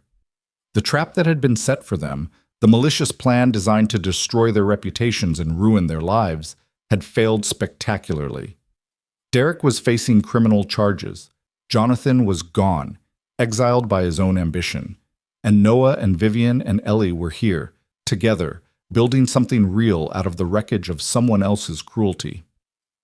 3 months after a security alarm had shattered his world, Noah Reed stood on a Chicago street corner with the woman he loved and the daughter who taught them both how to be brave enough for happiness. The evening air was cool and perfect, the city lights just starting to flicker on, the distant sound of traffic creating a rhythm that felt like home. Daddy? Ellie tugged on his hand. Are you happy? Noah looked at her, at Vivian, at the life they were building together brick by careful brick. Yeah, baby, I'm very happy. Good, because happiness is scientifically proven to improve all life outcomes. I read a study. She paused. Also, Vivi, I've been thinking about your company name. Harper Kincaid Technologies is functional but not inspiring.